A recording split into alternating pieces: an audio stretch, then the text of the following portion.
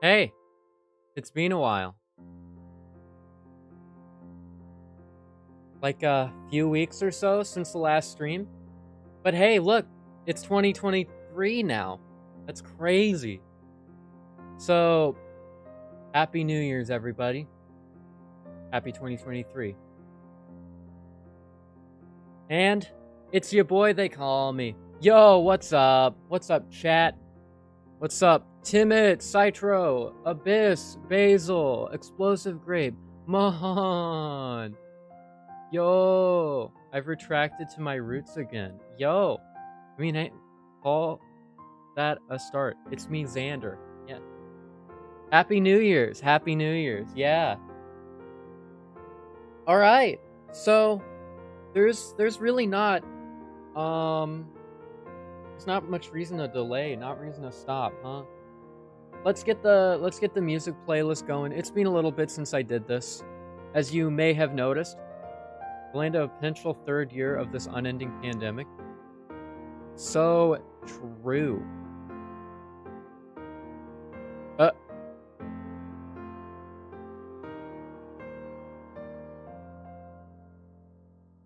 I swear to God. Hey, I'm gonna grab a screenshot and post it on the Discord real quick, because this is funny.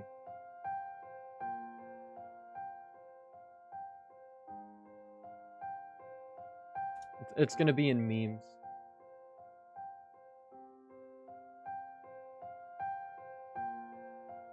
How's Christmas been? We'll get to that. We'll get to that. Let me go grab the playlist.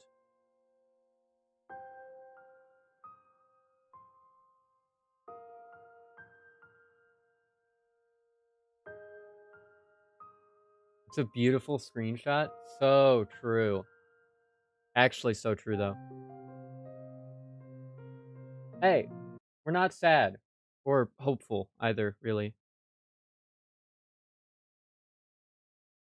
Alright. Loop.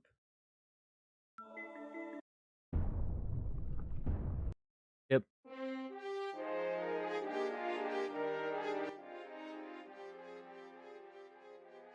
All right, chat. Let's talk about this real quick. So, basically, over the past couple of weeks, I've been not streaming, not making videos, not really doing anything. You might be wondering why. You might be wondering, Xander, how was your holiday? What's the plan for the new year? Where's AM2R Speedrunner vs. Hunter Season 2? When is that happening, huh? You know, stuff like that. You might be just wondering, how am I doing? And I'm wondering how you're doing too. So let's start right at the beginning of the long break when I said I'd be back next Friday. As you know, after I played Pokemon on stream, I was in a bit of a funk. I didn't really know what I was doing, right? I saw that the views were low, and I spent 8-hour days playing freaking Pokemon and all of that, and I was just sick. I was sick a little bit. I've had, like, what I would like to call some pretty severe burnout. You may not know it, but actually at the start of 2021 is when I started this channel. And at the start of 2021, like, the train never really stopped running that entire time. I haven't had, like, a big break. I had some small ones, like, I wouldn't do videos, but I'd stream, or I wouldn't stream and I'd do videos, but I've never really had, like, a big break from the content creation side of things, the video editing, and honestly, the train kind of started to burn out, like, a lot. So, I took a break. I took a break all Christmas season. The 3 weeks before, and the week after, I pretty much have taken a month off, I think, or like 20 days off or something. It's a lot of time to take off. But in the meantime, we've had some, I'd like to call it some pretty interesting developments for me. First off, I'm a lot more healthy feeling than I have been in a long time. Like, sure, I haven't been on, like, the Discords and stuff much, but I'm feeling better. I'm feeling reinvigorated and, like, passionate about new things again, and I think I really know what I wanna do going forward. And it's just like there isn't enough room pack for the event? Oh, no, that's, like, whatever. That's not, like, a big deal. No, so basically let me look at live chat so I can see all the messages. Okay. So basically, I've been spending a lot of time playing AM2R with people on the AM2R Discord. Like, a lot. I think I spent, like, 8-hour days over the past few weeks just doing that. We also went and checked out the new house. And let me tell you, the new house is great. It's just amazing. And I've got a place to be. We have a spot in this big house. Great house. Awesome house. I love that house. Let me tell you.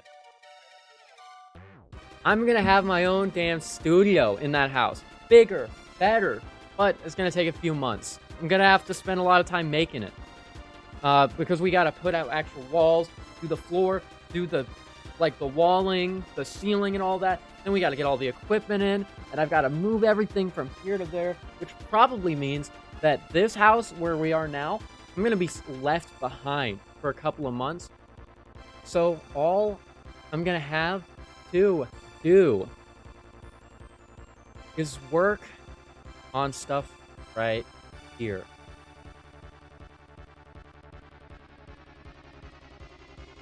That means no family members around to really, like, interrupt my flow or be really loud or anything like that.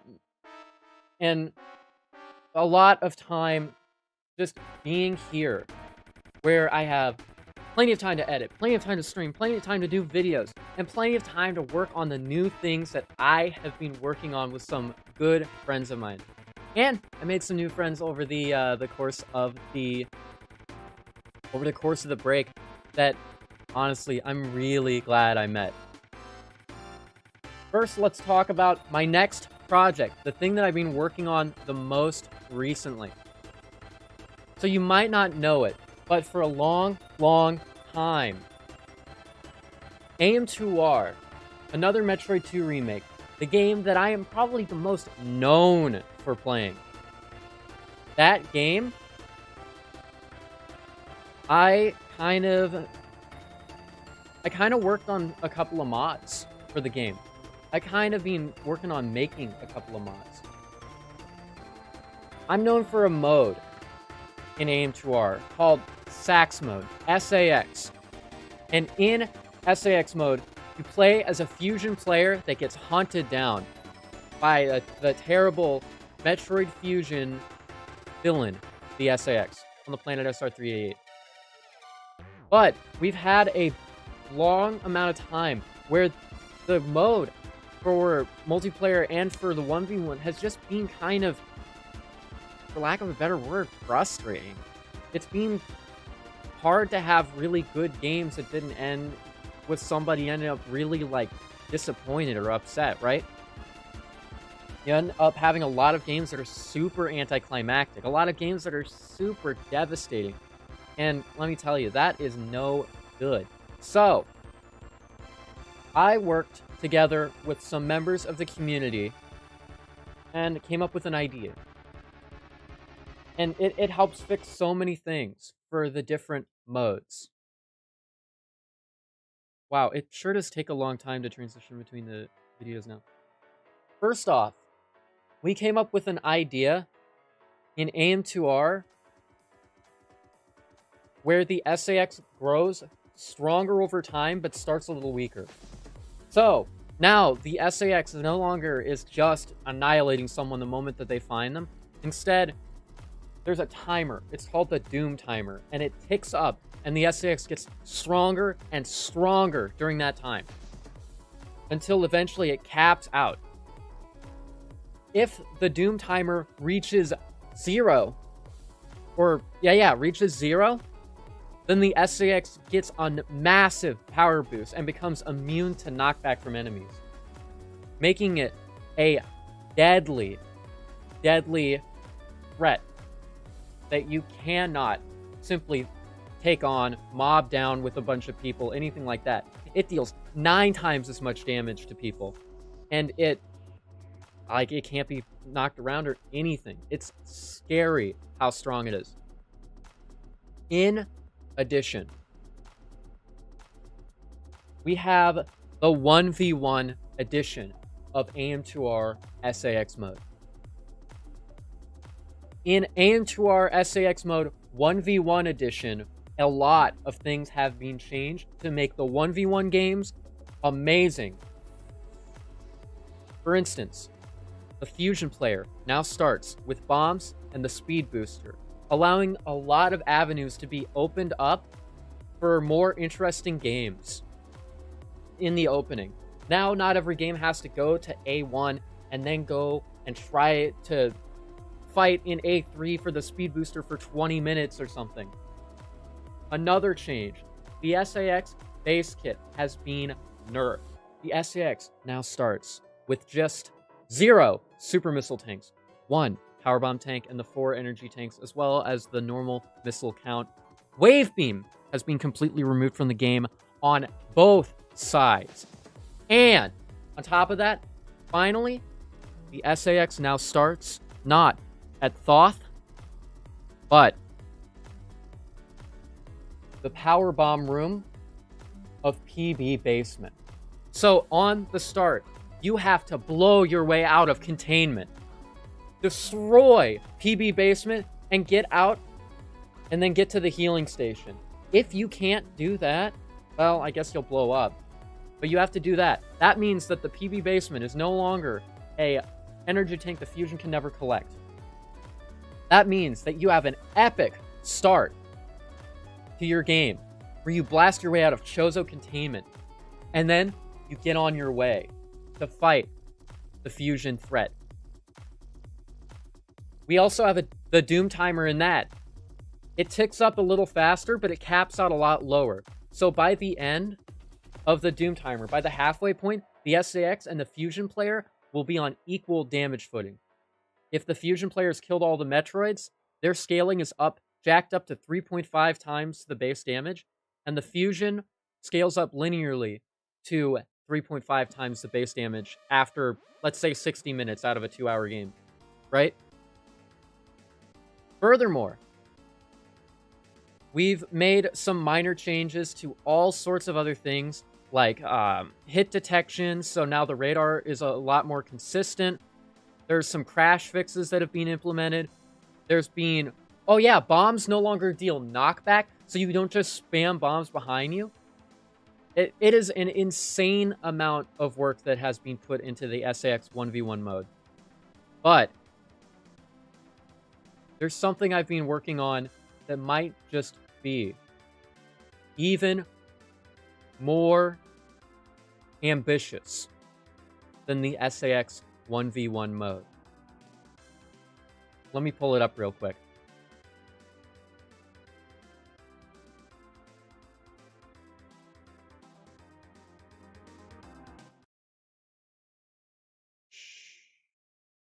Happy New Year's.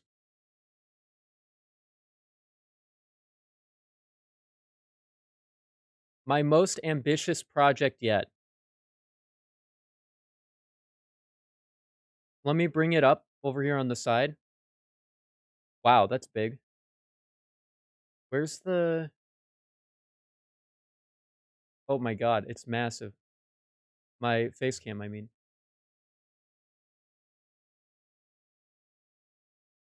Okay, I have to fix some stuff up real quick.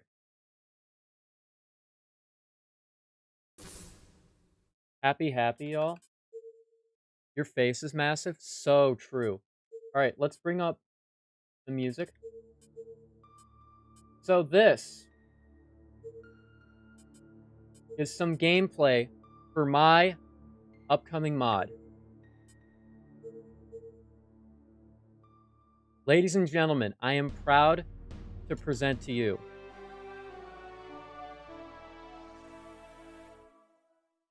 some pre-release alpha for AM2R Power Saber. First off, The beam.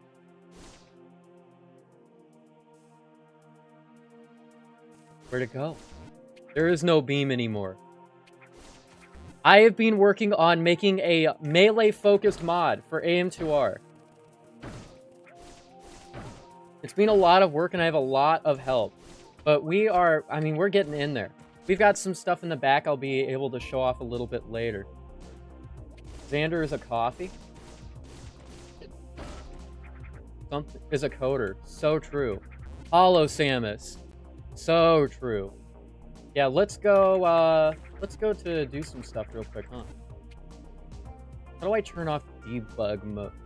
I don't know how to do that. I've got debug on right now, so don't worry about that. Knockback sword? Yeah, you take a little bit of knockback whenever you slap with the sword. You might have seen something else, though.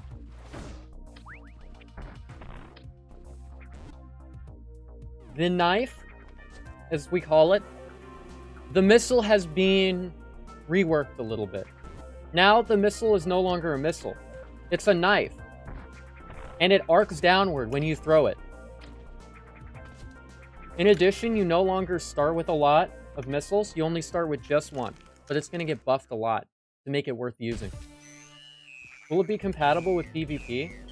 I don't currently have it, but Dodo did work on a PvP mod for a previous version. So now you have a throwable knife in AM2R. This will allow you to deal with enemies at a range, but it's not going to be insane or anything. Oh wait, there's more. As we get into the game, you're going to see more of the cool stuff we're going to do. This is going to be a full playthrough.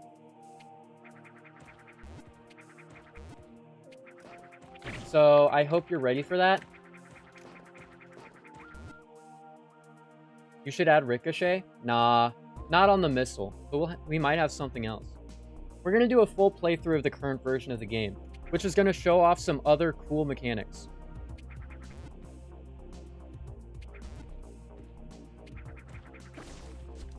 I'm not currently open to suggestion for mechanics at this time.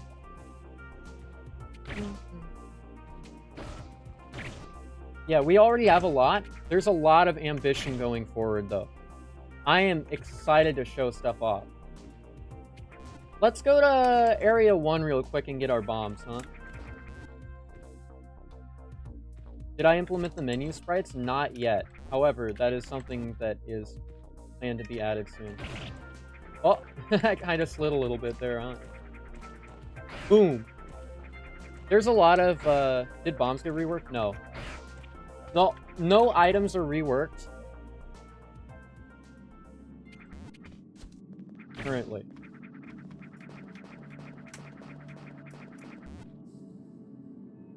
Yeah, this is still in an early alpha release. This is pre-alpha 2, I believe. No, this is actually not even a released pre-alpha. This is pre-alpha 3 of alpha 2. So this is a very early version, right? We don't have a lot implemented yet, like a lot of the changes we want. Going to eat, but thought I'd stop by and say hi. Happy New Year and good luck. Thank you. What if you were to spam the saber while aiming down? Well, it needs to be moved around a little bit, but we do have sort of a down slash right now. How long did this take? I've been working on this mod with friends for a couple of weeks. The enemy pipes look different. They're the same. No enemy sprites have been changed yet. Hey, Xander, nice mod. Thank you very much, Alex. This is going to be... We're going to do a blade only for bosses. How does that sound? So this is going to be a blade only playthrough. You'll get to see all the things that the blade properly interacts with and how honestly good this mod is. As a result, we're not going to grab the charge beam. Also, because right now the charge beam does... Currently, you can charge the beam and fire it, which is not a plan that we plan to keep. I will allow the use of knives, since knives are a bladed weapon. but not super missiles for damage.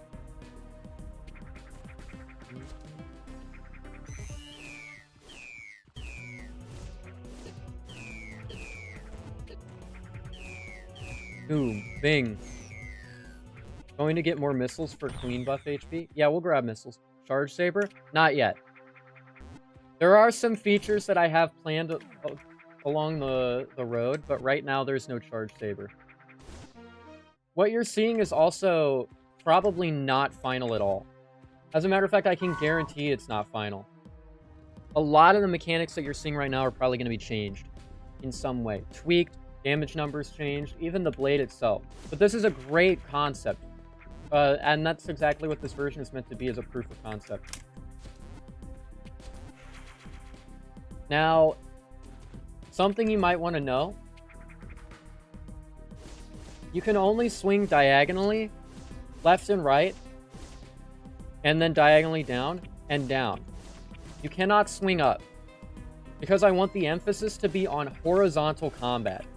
And down slash just helps because I think there's too much weakness below. And it's also helpful for some other stuff. For instance.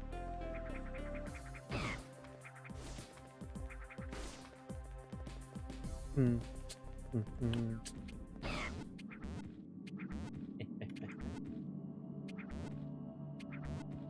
can pogo, yeah.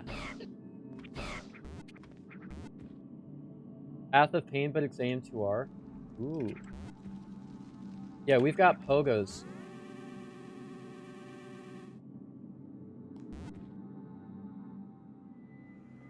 Alright, let's fight the Metroids, huh?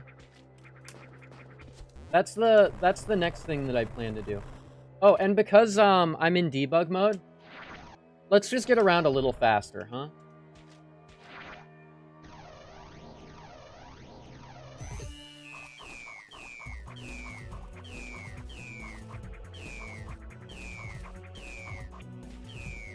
Don't worry, I'm not going to break progression. I'm just using this to get around a little faster so we don't spend as much time.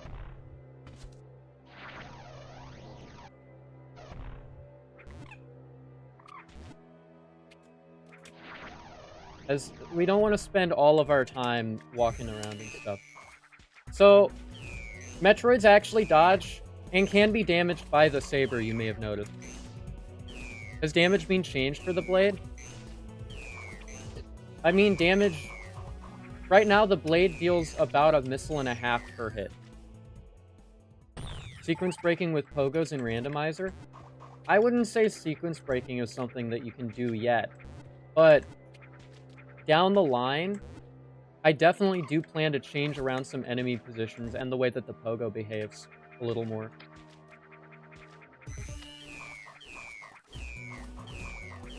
So the rules for this are going to be simple. Every fight is going to be fought using the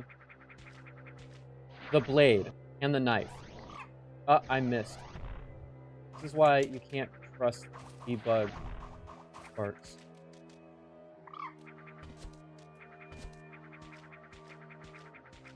Debug sparks also last an unlimited amount of time, which I think is really funny. And stay tuned, because we have even more cool mod changes coming up. I should go this way. There are some physics changes that are planned for all sorts of stuff, but I don't want to get into the scope of everything just yet. Let's leave some room for the imagination, huh? Alright, first boss. Boss 1. Otherwise known as the Chozo A1 Guardian.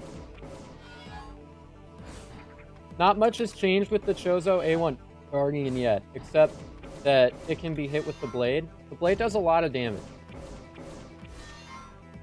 Now, a lot of things had to be added to make sure that the blade actually works properly.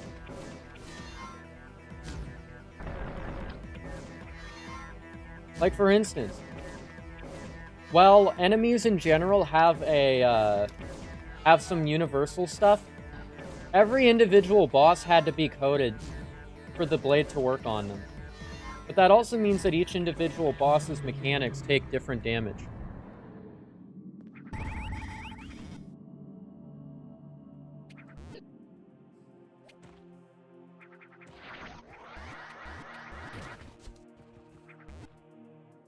Super missiles, spacer knives?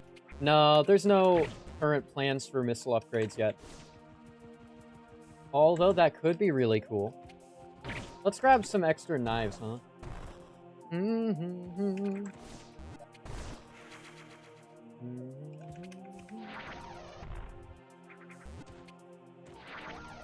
Bing, bang. Easy. And let's make our way down to area. Oh, I've moved myself in the wrong direction. There we go. Let's get from point A to point B a little bit faster, huh? Since I have access to debug tools, we're going to be moving all over the place in very strange ways.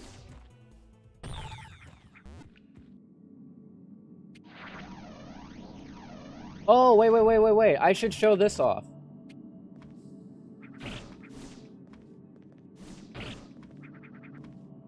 Alright, we're going to gather up the bugs, right?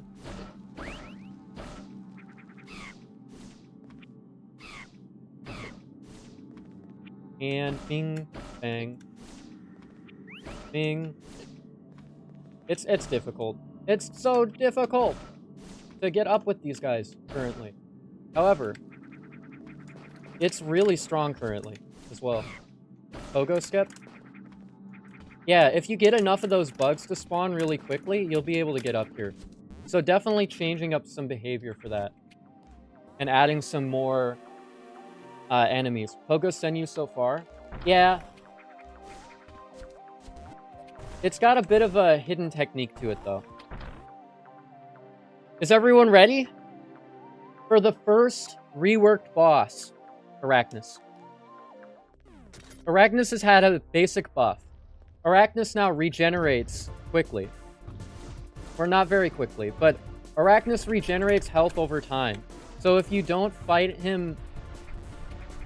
If you don't, like, fight him aggressively, he will get back health. So you have to play him more, You have to kind of play him more aggressive. See how he's phasing away from red? He's actually returning back to his original color. But if I hit him a lot, he gets redder again.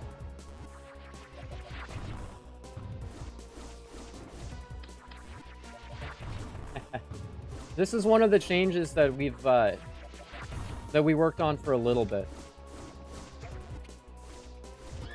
Alright, now he's mad. And now he's electrocuted. He had anger management classes. So true.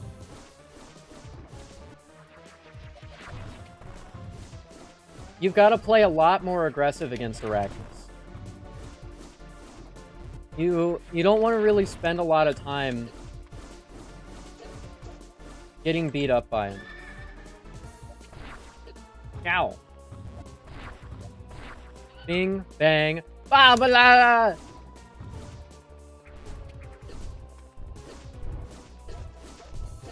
Alright, we're just gonna beat him up now. Because he's kind of annoying me.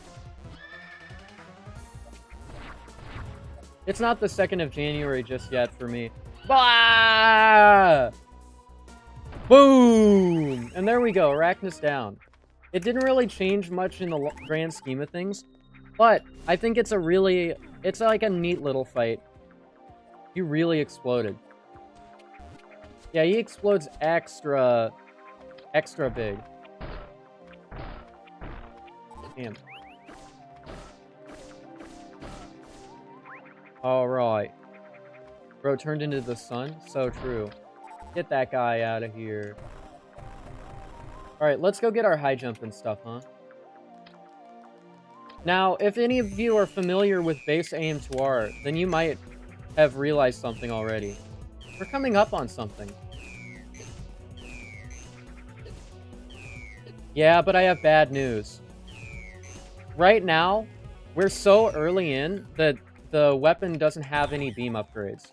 So if somebody was expecting those, I'm sorry to say they're not in yet.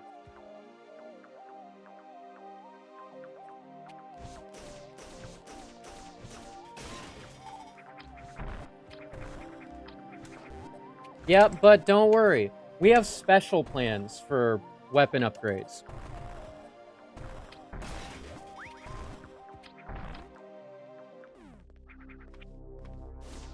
Suavemente. So, here, let me bring something up on screen real quick. Let me go grab it. Let me go grab it real quick. Assuming I can find it. Where's that? I'm grabbing something real quick so that we can... Oh, okay. It's just having a hard time finding the app. Oh, it's really, really big. That is too big. Stop. Yeah, this. No, not that. This. This. Okay.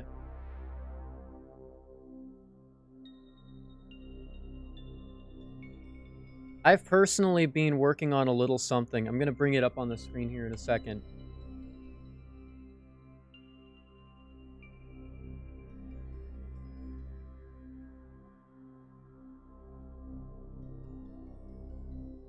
Bing, bang, and...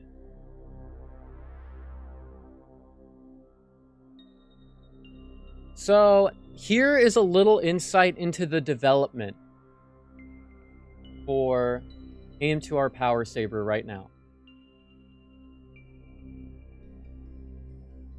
Here I am in GIMP right now, because we've been working on a couple of things. For instance, here is some concepts for the way that we want the blade attack to look. How I want it to move, and its follow-through line right here. So when the blade does get swung, it'll swing not like this, because this is how it currently swings. And this is a little bit, this right here it's a little bit too big. You can actually hit enemies on the ground in front of you, which we don't want that to do without you aiming diagonally. So instead, we're going for a thinner slash that slashes out with a large effect in front. I made a follow-through line here to represent where the tip of the blade cuts across Samus and cuts across. So we have an idea of the hitbox, the hurtbox, and everything. And my friend Abyss, Abyssal Creature in chat, has been working on the animations for this, so we're gonna have a lot more. These are just some basic mock-ups that I've been working on. Here was the concept for the down slash. The down slash is something that I want to make into kind of like a kick, so it's like a more universal mechanic, something that is easier to use and works a little bit better than a down slashing blade. That way, whenever you're using it and you switch between weapons, your down slash is not going to be different. Here we've got some torso stuff. The little spriting that I did for the blade initially, for the Power Saber blade. But we also have some other stuff. Here we've got this is a diagonal blade that was rotated just for example purposes. Here's the sprite sheet, including a menu sprite. And this is a design for one of the weapons that is going to replace a beam type in the game. So this right here is the Space Axe. Can you guess what this replaces?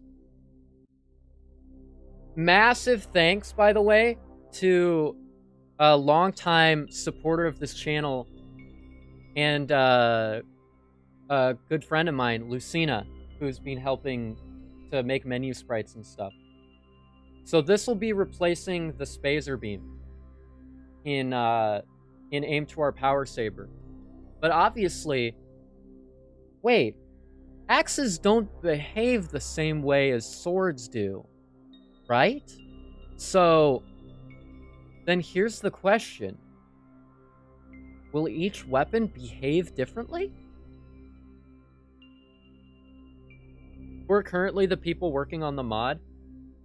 So far, the mod contributors have been me, Dodo Burb, Lucina, Abyssal Creature, Hi-Ha, and Jessright, who have contributed actual code and assets to the mod. Can I help on this? I'm not currently looking for new people to work on the mod at this time. If I do end up looking for people, I'll DM them personally. Here's a bit of concept art for a tester rework. Based on Legion from Castlevania and the concept behind many enemies and bosses in a robot named Fight. This is an experimental weapons tester that combines the strange cyborg cloning technology with just weapons and existing boss designs to create something brand new and very exciting. Furthermore, we have a suit.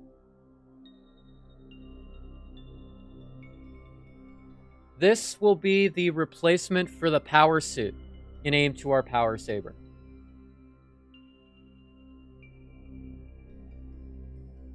This is, there's some lore behind it, but here are a few things to note. A big armored arm. It has a... mind the artwork. It has a bit of chainmail on it, and a spike up here that's used to help defend Samus against weapons. A gauntlet with a cinnamon swirl for a hand, because I'm not actually good at art myself. That she uses for power gripping and other various things like throwing the knife. As well as a cape and screw attack charm. This sprite work was done by Abyss. And it looks very good. It looks so sick. But yeah, this is a little bit of the concept art, one could say. Oh, and then here's a layer mask. This is a hitbox for the sword, I think.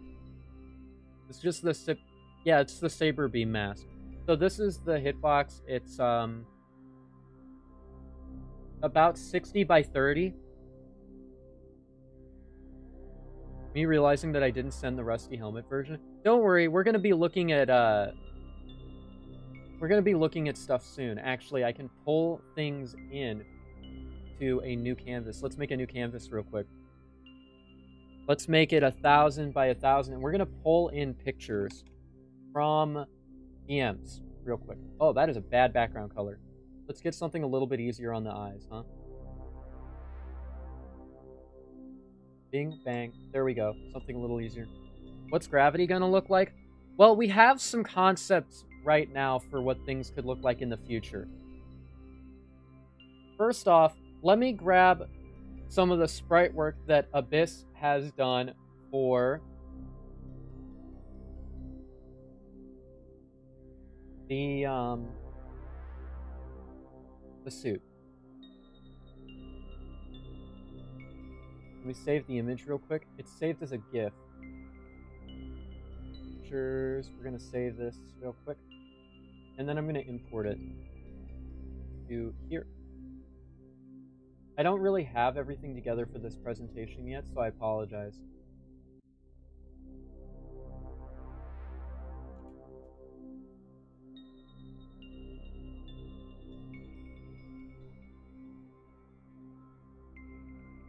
Here is the current design for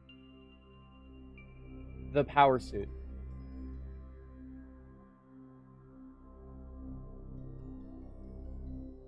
as well as its animation. Some things to note. Samus's suit is, and this will be explained in the lore, Samus's suit has been destroyed. It has been absolutely decimated at one point. So, in the story, Samus gets a new suit before starting the adventure that basically covers up the parts of the suit that are still there. This is like a temporary armor upgrade until she can restore her suit. You might have also noticed that the arm cannon is broken. There's some justification for why Samus's arm cannon is the way it is. That's also covered in how her suit got so messed up. We've got a well-armored arm. We've got the metal chest piece, and like a scratched up and faded helmet. She also has a cape because capes are cool, and I wanted to lean into some of the Castlevania aspects. So I decided to add a cape to Samus, which we'll see in, I believe I also sent Abyss some of it. These side sprites. Yeah. So let me copy that and paste it into here real quick.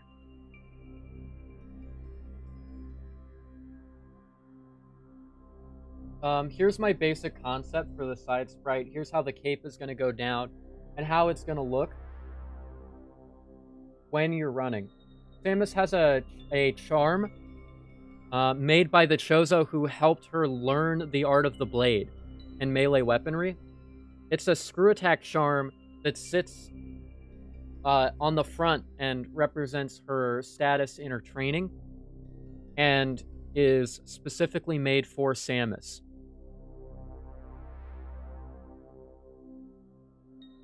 And some side-by-side there. But we also have, if you're interested, some menu sprites. I'm going to grab the first existing menu sprite.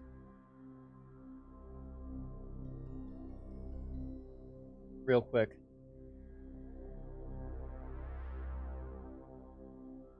Oh, the stream, but gotta go. Happy New Year's. Sounds good.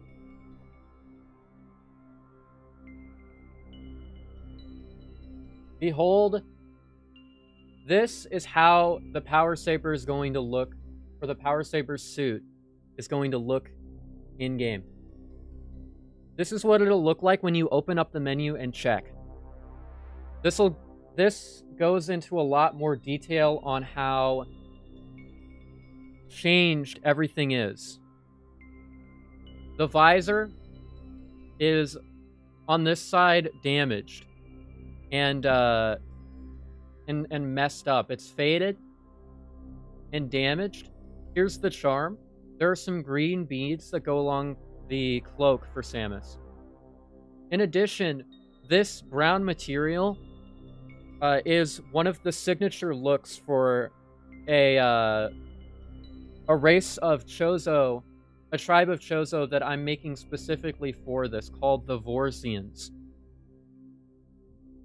And that tribe of Chozo is a protector tribe who prioritizes being a beacon of hope on the battlefield. They're especially good in honorable combat, in melee combat. They're nimble, they're strong, they're extremely skilled, and they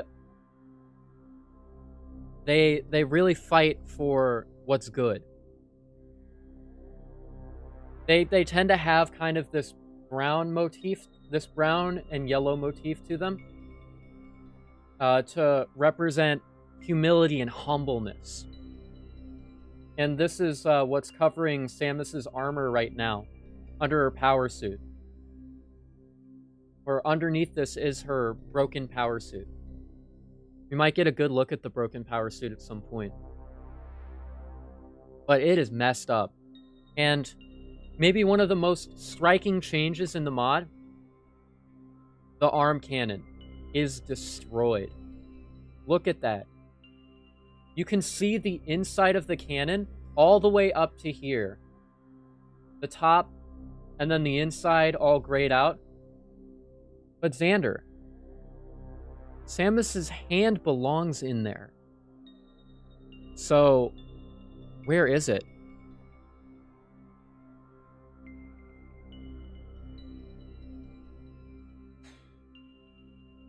Who's gonna tell him?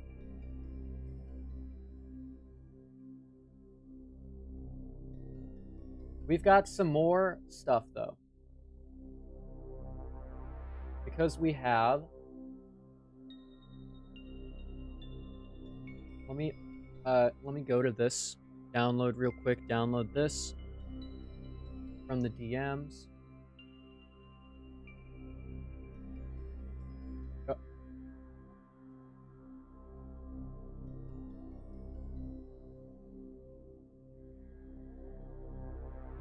And let me look at these real quick so that I can open them in photos, obviously.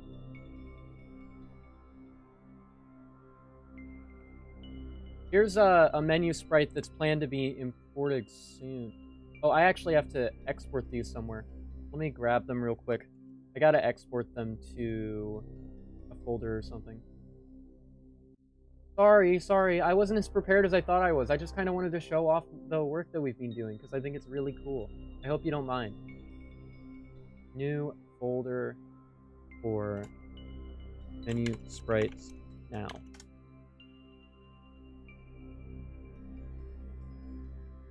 Let's grab the menu sprite that's going to be in the alpha.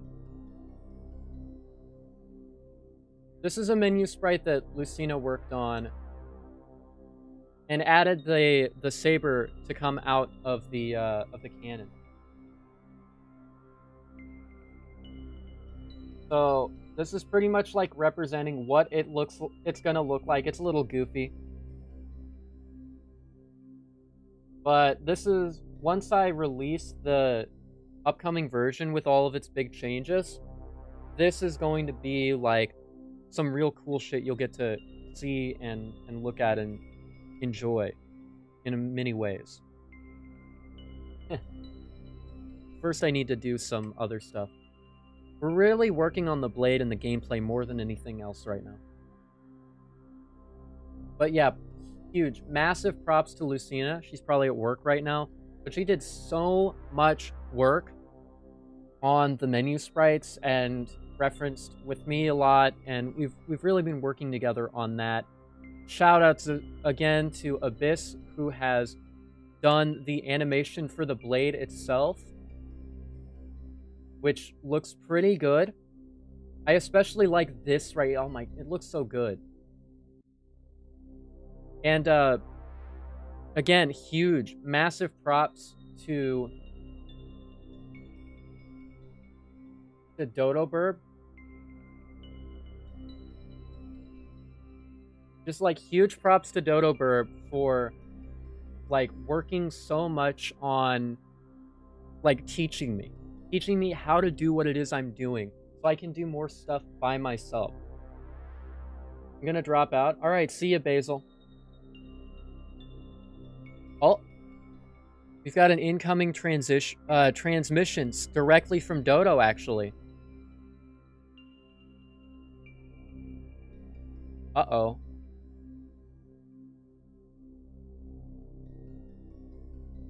Here, give me a second. I've got to get it up on the screen. I haven't seen this, so this could be very cool. Needs to be up on top real quick.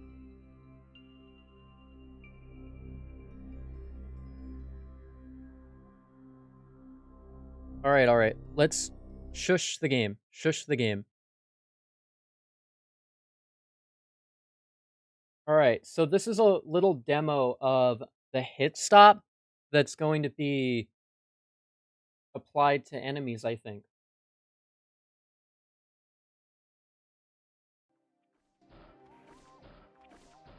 Upon hitting enemies, both you and the enemy will stop. It's really long at the moment, but as a demonstration. But this is a mechanic that Dodo's been working on, with the beta power saber. To probably add a little bit of extra pizzazz to the strikes. It's a really interesting mechanic. I wonder if this combined with the knockback is gonna feel good or jarring.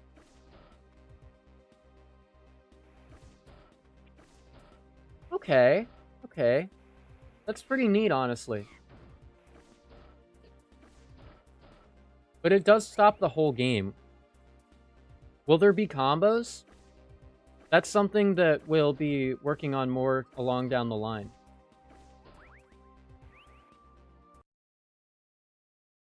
Oh. It was only a matter of time.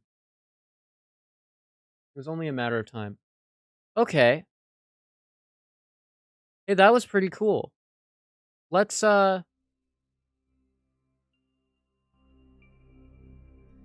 bring it back to the game though, real quick.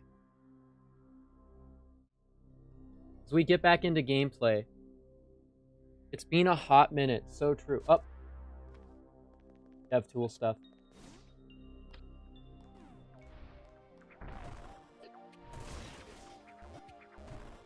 We've got a lot to cover.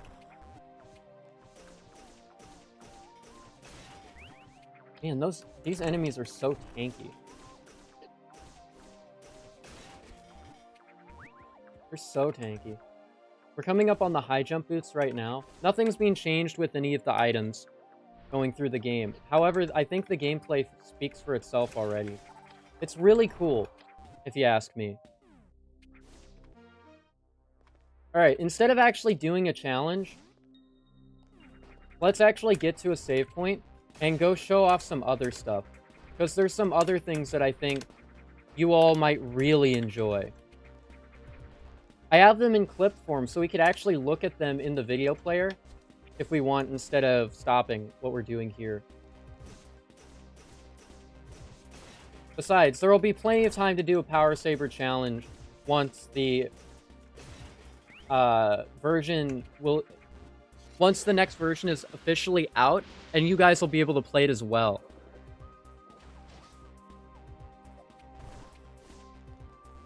So let's go get to a save point real quick, huh? And let's go show some stuff off, huh?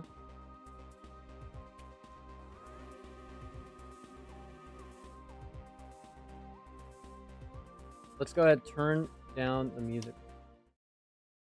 You'll see me play it in VC, that's for sure. Exciting. All right, let me bring up some clips real quick. I think that you all might find a little bit of you might find a little bit of enjoyment out of some of the movement options that will present themselves in the coming updates.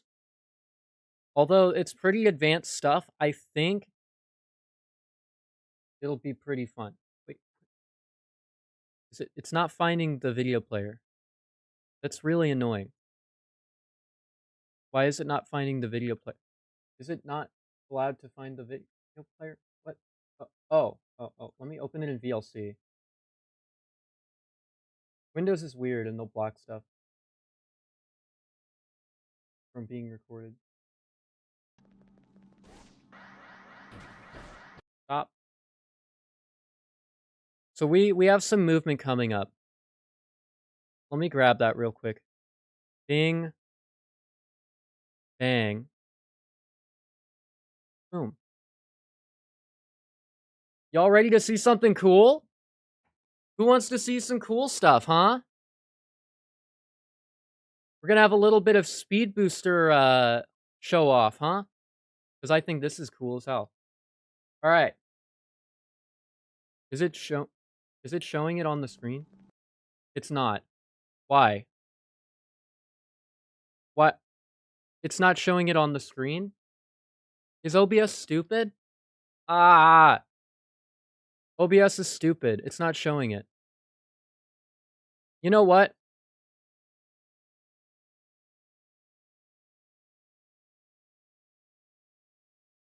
I've got a workaround.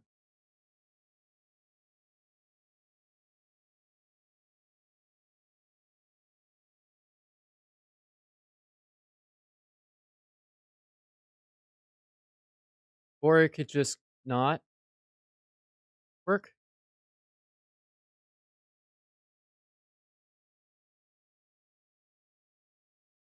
I guess it doesn't work. Okay. What? It's okay, I'm really annoyed now. Why is it not working? Yeah, the screen capture is not working at all. I'm gonna set its position to that and that, so maybe we'll actually be able to see it.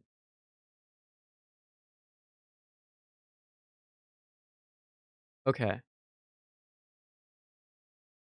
Okay, there we go. Bing, bang.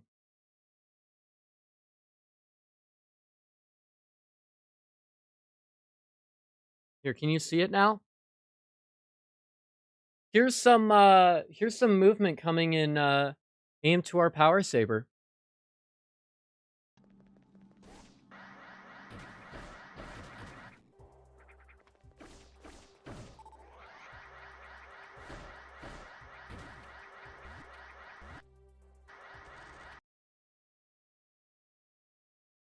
Who wants to see it again? Bing, bang. Bing, bang, boom. Jump, pounce, bounce, and then carry it. That was a hella smooth transition. Very true. We've done some interesting physics changes.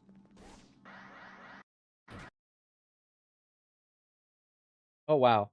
Can I go frame by frame? Is that a thing I can do? Is that not a thing I can do? Can I slow it down? What can I... no, this is not good. Playback. Speed. Slower. Playback speed. Slower. So we can get a real look at it.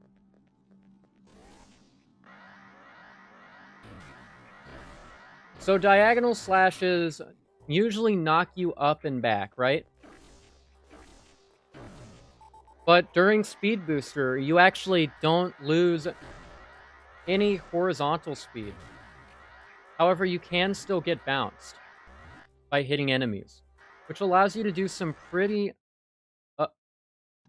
insane bounces like these.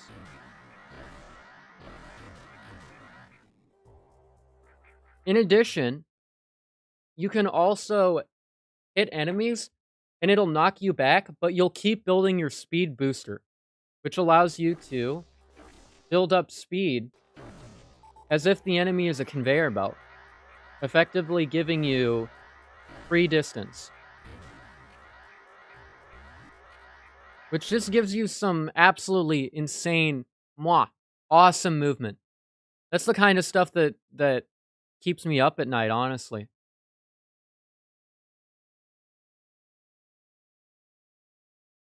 It's just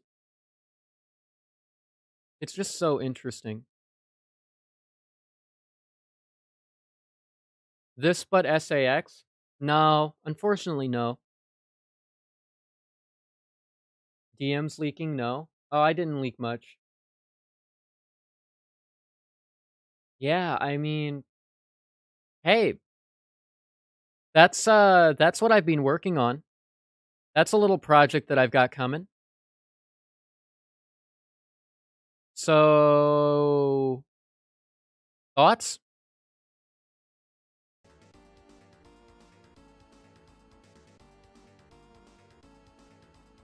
SAX is possible, but also dumb.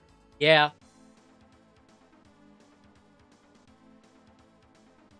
Yo, Dodo.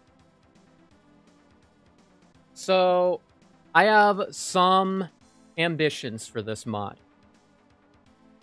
Quite a few ambitions. I want every single beam to be swapped out for a weapon. We have some ideas already. The slash is your basic power saber, right? I've been calling it the basic blade, but I like power saber. It's such a good name. We also have the plasma spear, which allows you to pierce multiple times. We have the grapple whip, which grabs drops and doesn't push you back when you hit enemies. It cracks on the first enemy, and it's a much safer weapon. And we have the Space Axe, which is a big axe that'll swing overhead. Now, I feel kind of bad. Here's why.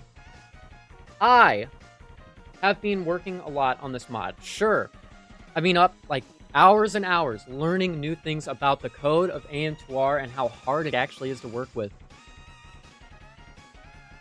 But I'm getting kind of carried. My friends, Dodo Burb and Hi-Ha, have been helping out with a lot of programming stuff and just helping me learn.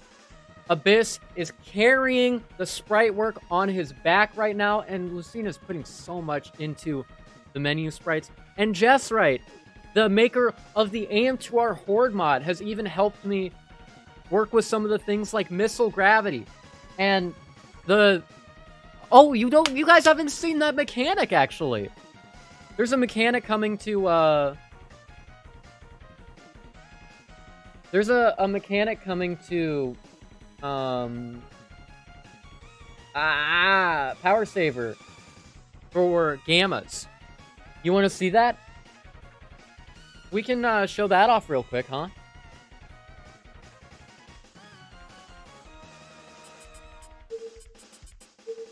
Because right now, the Gamma Metroids are a little bit weak. So we've added a little mechanic.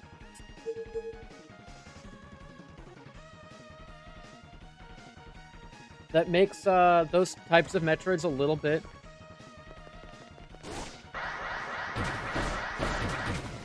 less strong.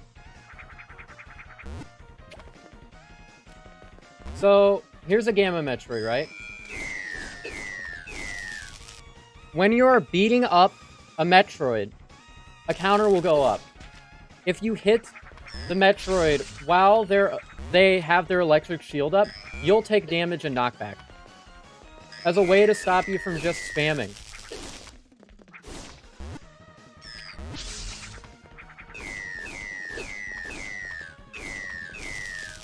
It doesn't hit you right away, so you have a little chance to react. Which means that they have more opportunities to do some of their other jazz, right?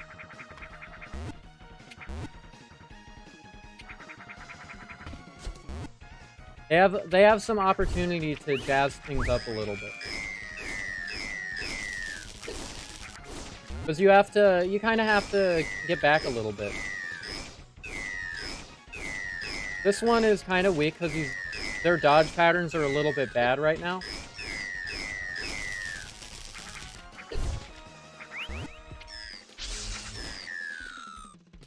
Zetas, Omegas, and the Queen are going to be nightmares up close and personal. Oh, you don't even know.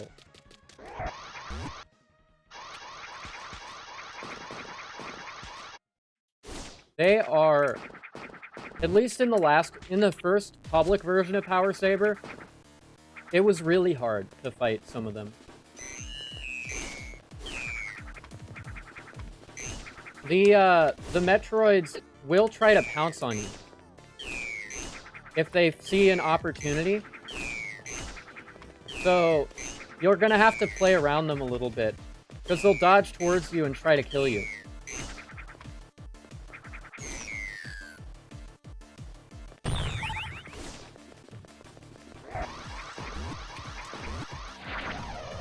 Yeah, I mean, they're kind of a big pain, huh? See, we beat him up, he gets electric. We hit him, we take damage. Let's fire super. Let's use a knife, actually.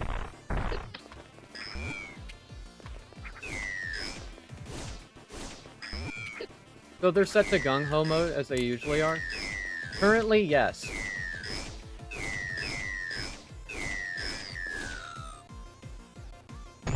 What happens if you throw knives while it's electric?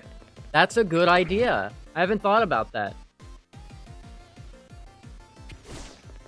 Currently, whenever they're electric, they're set to not be able to be hit. Effectively, the knife should bounce off of them in that state, but I haven't yet set it to do that. I want them to also not try to dodge the knife. But that gets into some other stuff.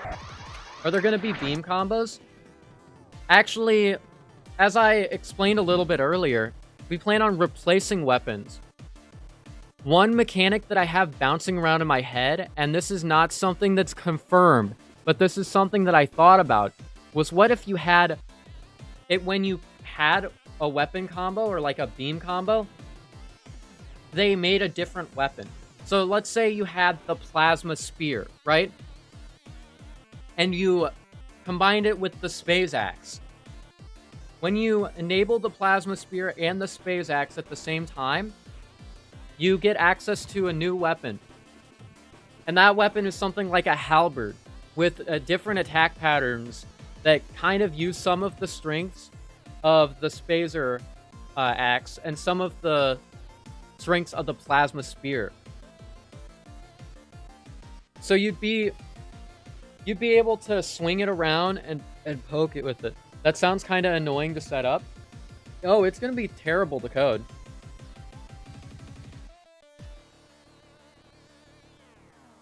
But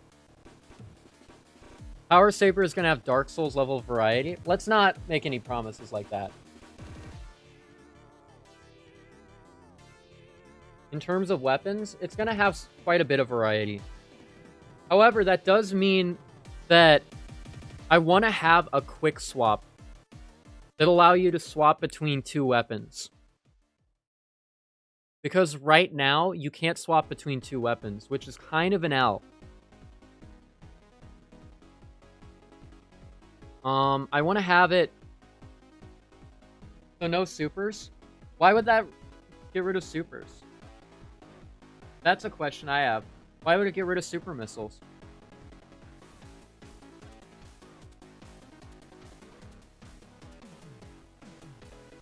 Supers aren't gone. They're still in the game. But there are plans for super missiles later on down the road. Lots of plans. Alright.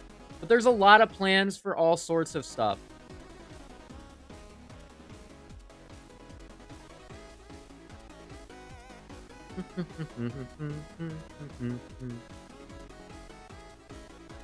You could use a missile switch button to make it a weapon switch button. I could, but something that I thought about is that with how much we're changing all sorts of things, it might be, I don't want to say necessary, but it might be interesting to remove the LR aiming. But I don't know if that's too much.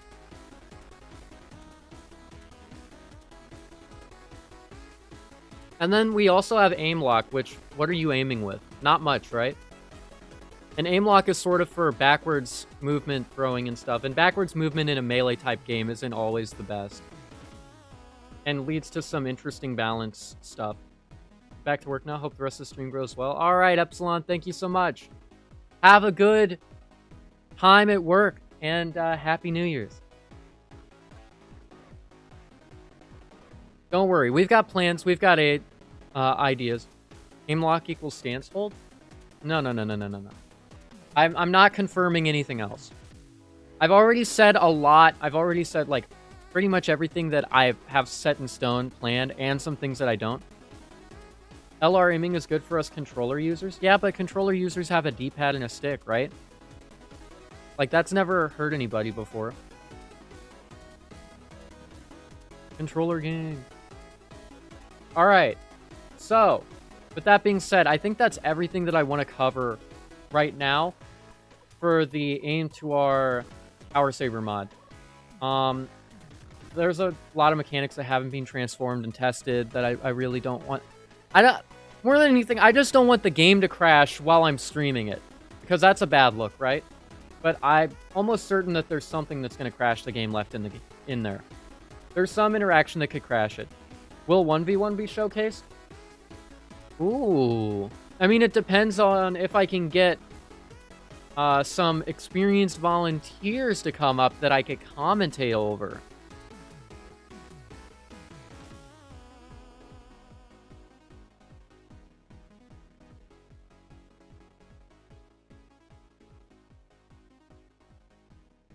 Dodo and Abyss. Yo. All right.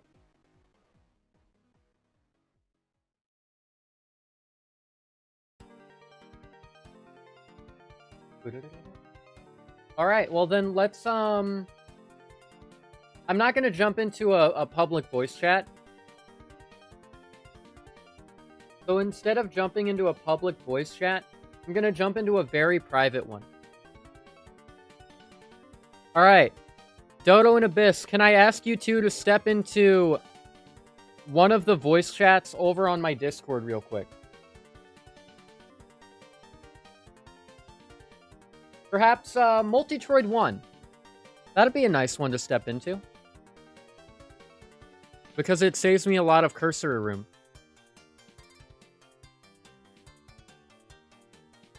In the meantime, let me get some stuff set up. Because we're going to be getting into our next mod showcase. My other project. My so-called Zero project. Boom, kidnapping. Ew. You've been pulled into the spider's den. There is no leaving unless you press that little funny phone button with the X next to it. Oh god. Yeah, we do a little kidnapping around here. Don't quote that. And if you do, put it in They Quote Me. Kidnapping.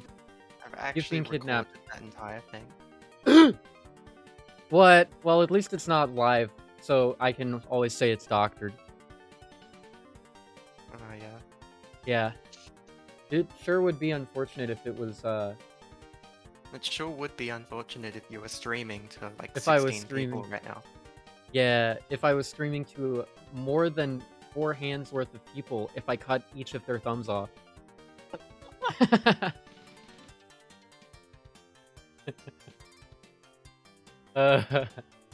Alright, so I'm gonna get the server set up real quick. So what did you all think of the stuff I showed off? Dodo and Abyss, what did you think? Did I do too much? No, I think you showed off everything that was in there, and even some things that weren't in there. Yep. So too much. Yeah. Well, I haven't showed off everything. There are a lot of things that I haven't. But I showed off all the things that I wanted to show off. Yeah, like you showed off, yeah, you showed off everything. I don't know what I was trying to say there. We did a lot of showing off stuff. Alright, 1v1 server is up. Let me boot up the game so I can spectate over one of the POVs. I wonder which POV. The mystery truly is among us. Vine boom, fucking vine boom. Alright. Oh, wait! I hope that's not too loud for you stream viewers. Ha ha ha ha. Kazuya Mishima. Let me turn down the desktop volume a little bit. Oh, wow. The playlist was not on loop. Or shuffle. That's so funny. Yeah, there's still a lot in development.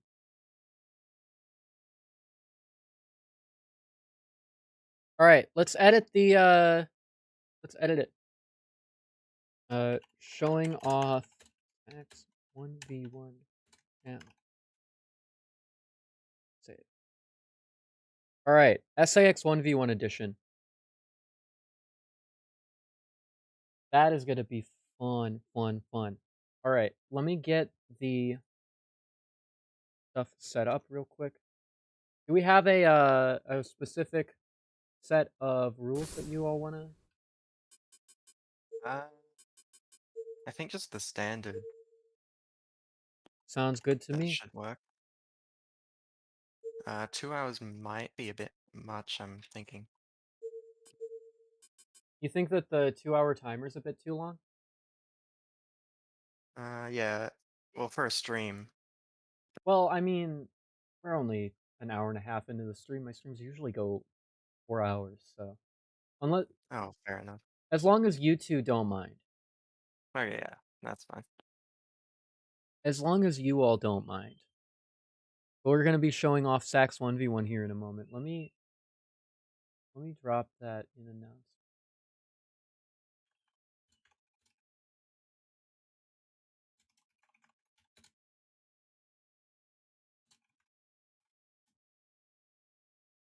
There we go.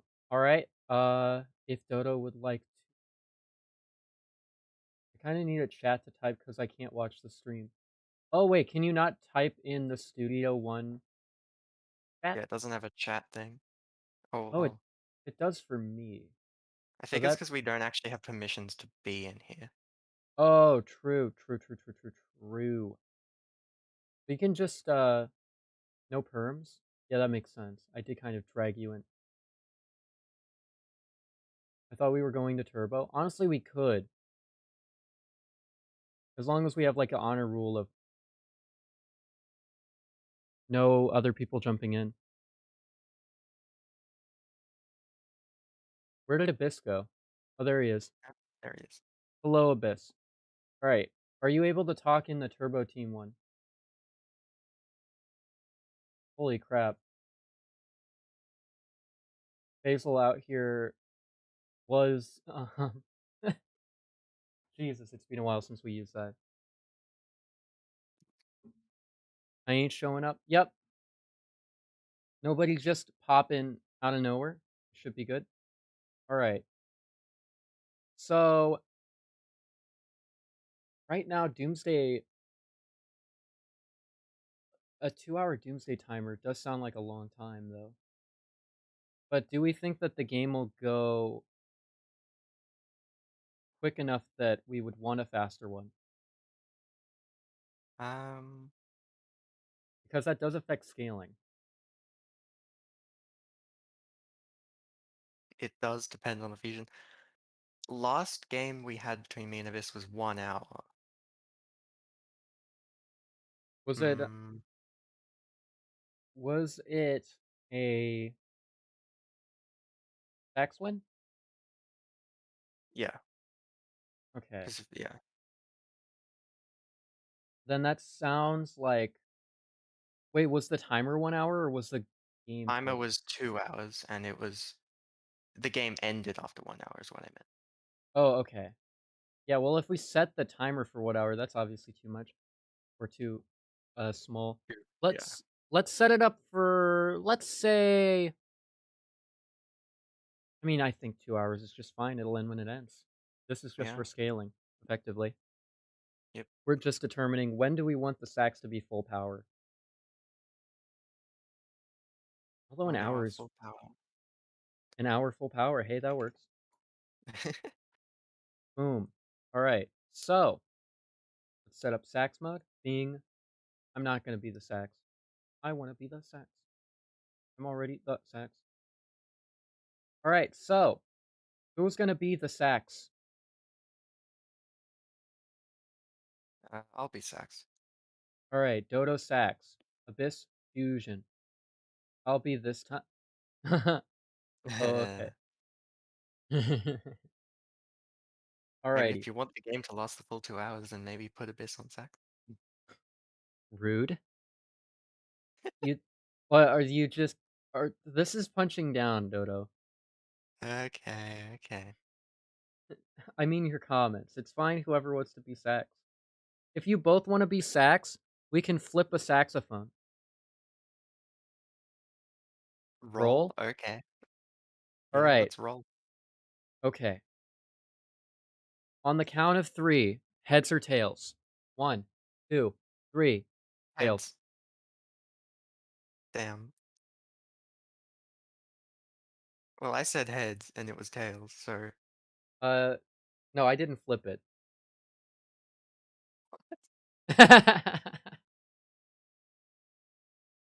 All right, I'm gonna flip the coin now. Ding. It landed on the keyboard. That doesn't count. Ding. Oh wow. So it landed on the keyboard and it was head, but when I landed it on the table, it was heads. okay. So it's heads, Yeah. which means Dodo gets choice. Okay, I'll be Sax. We have spent so much time determining the same We result. have All right.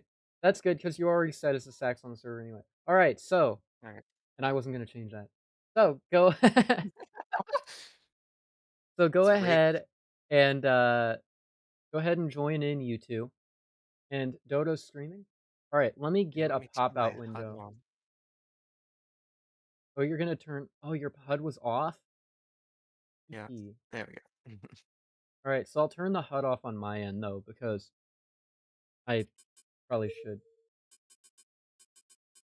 Sound options, music volume off, play options. Let's turn off my HUD. No, no, wait, should I leave the... No. We do a race to see which one's sax? Yeah. Oh yeah, do we Okay. deafen up for commentary? Would you like to deafen up so I can do in-depth commentary? Yeah, sure. Alrighty. Well then, I'll count, uh... when I start the countdown, I'll start from 10 so you guys have plenty of time to deafen and get into the game. Yep. Okay. Is everybody ready? I'm all ready. Good, because I'm gonna need a moment to... I'm Okay. gonna need a moment to set it up on stream. Um, let's grab the...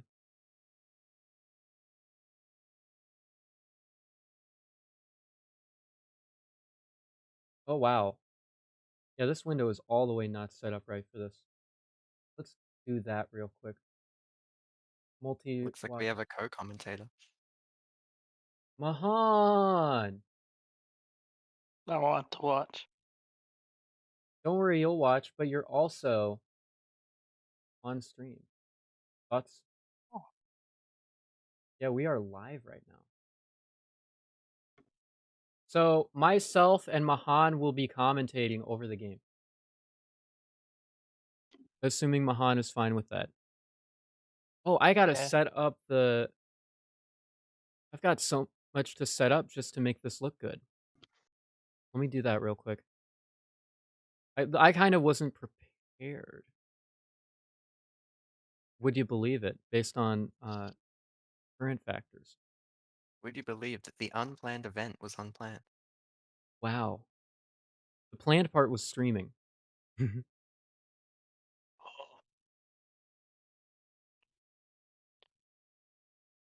Is it possible to get like a fresh, like updated, like Sax, like unmodified profile without blowing up basement? No. Dang, Not on 1v1 patch. dang. So I wanted to practice blowing up basement, like without. I mean, you could download the server and then just load up on a server with Sax. Ooh, that could work. Yeah, alright. Let me set it up a little bit more. This last bit of setup, it's a little scuffed, but it's gonna be fine.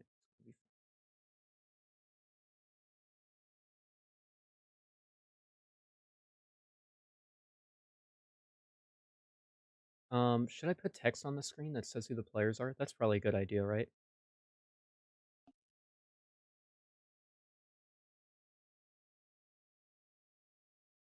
If the Sax dies in basement, What are you doing? I think they respawn like They respawn at default spawn point, I think. Which is Yeah, I'm rude. not sure if Geo would actually be blown up though. It would probably start blowing up when they leave. Mm-hmm.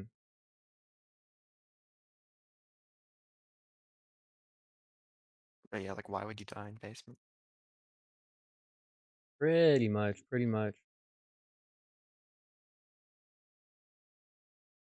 Although one thing I've wanted to sort of test at some point is with speed booster start, is it possible to get down there quick enough to kill the sacks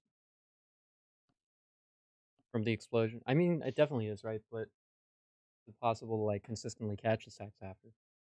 Eh, I doubt no, it. I doubt it. Because they would have to, like, without any tanks, go into Area 4. Yeah, and then what do they do once they're down there and have done everything? Yeah, and what if the sack saves, like, immediately, and then they show up? Then what? Death. Yeah. So I think I'm set up. All right, boom. Let me unmute Dodo's stream real quick. Oh, it has the menu music playing still. That's so Yeah. funny. All right. Our 2 players will be deafened here very shortly. Oh, I can't see the chat for Abyss anymore because of... Depends on the sax movement. It's basically death. King, dang. Yep, so true. All right. Myself and Mahan will be commentating over this game between Dodo and Abyss. This is SAX 1v1 mode. I hope you're all ready. Chat. We'll be going in 10, 9, 8, 7, 6, 5, 4, 3, 2, 1. All right, now I need to get in because I'll be spectating over one of our players here. I'll be spectating over Abyss since he can't stream himself. All right, as you can see already, over on Dodo Burb's screen, Dodo Burb is the SAX today. Dodo has to escape Powerbomb Basement, which immediately starts this Powerbomb Basement event. Here, let me mute Abyss's side.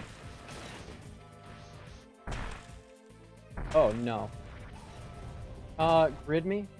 Ding. Oh, that's because it's coming from my game. There we go. It still has a pop-up on it? Get it out of here. Ah, it's so scuffed. Okay, don't worry. It's so scuffed. Okay, so they can't hear us right now. Neither of the players can hear what we have to say. So this is going to be a long match. The timer is set for 2 hours.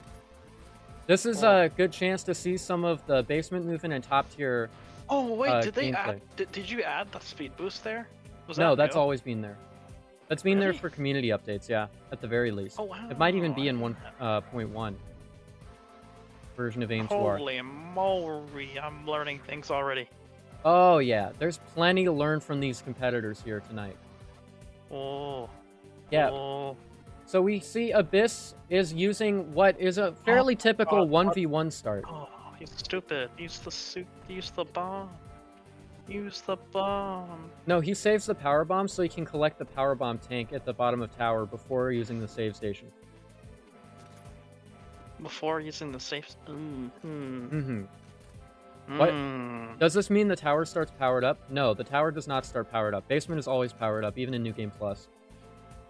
Yeah. Yeah. All right. Our Sax would have to literally like go in and power it himself because basement and powering tower are separate.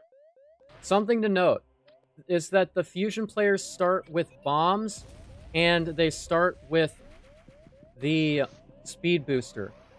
Abyss is using a fairly common starting strategy. which is to go immediately for area 2 and go in to grab the high jump boots. For well-experienced players like Abyss, this is a really good play. But it does mean that it is a very predictable play as well. Dodo is actually gathering up his speed booster right now. He won't be immediately going A2, because as you may have noticed, the SAX actually does not start with the super missiles. So this is also a fairly common starting opening for the SAX, is to go and grab the dual alpha super missiles right away, instead of going straight to wherever their first fusion ping is. In this case, because the fusion player has headed to A2, it's fairly predictable that the fusion player, in this case Abyss, will be going to grab the E-tanks that are in Area 2, as well as the high jump, before pivoting to Area 1. Meanwhile, Dodo is going to be using the time that he has, knowing that the fusion player is not going to be spending an enormous amount of time being very productive, to go and grab the super missile so he can actually kill the fusion player early. Because that is something that is really hard to do on the current damage values, is immediately kill the fusion player when you get to them. This means that there are plenty of opportunities for the fusion player to make alternate plays and try to outplay the opponent. Now, another thing to note is that Abyss is actually going straight for the Varia carry right now. The Various Suit. When you grab the Various Suit, it means that you and the SAX cannot freeze each other anymore. However, this also comes with a downside, which means that basically missiles become a much more powerful tool for the SAX to stop your speed boosts. And, I mean, hey, this is a very predictable start, to say the least. Plus, you need to get Varia and Gravity for that. No, that's being changed for a long time. The Varia suit has been grabbed. Yeah. The Varia suit has been grabbed. Stops freeze game just off the bat? Yes. Oh. But it's up to the fusion basically to decide when they're done with the freeze game altogether. Now, Abyss only has the high jump boots, no supers, and no freeze mechanics. Manages to get past Dodo's super missile, which means Dodo actually has no super missiles left and is relying on charge shots and missiles to actually get in damage. Abyss might actually be able to get back over to main caves in time to get away from Dodo. Are we going to see the low height missile play? It doesn't seem like it. And it seems as if the chase has stopped.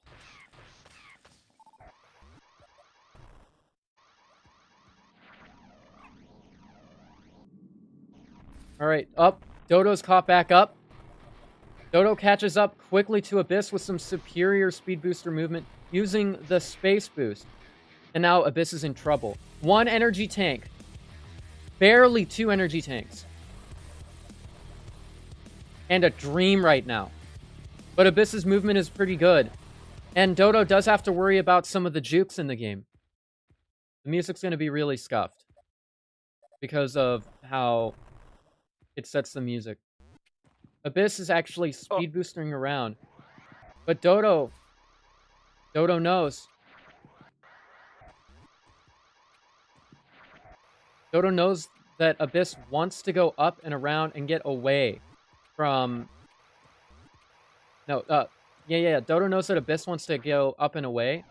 And one of the most common areas to go after A2, whether by force or otherwise, is Area 1.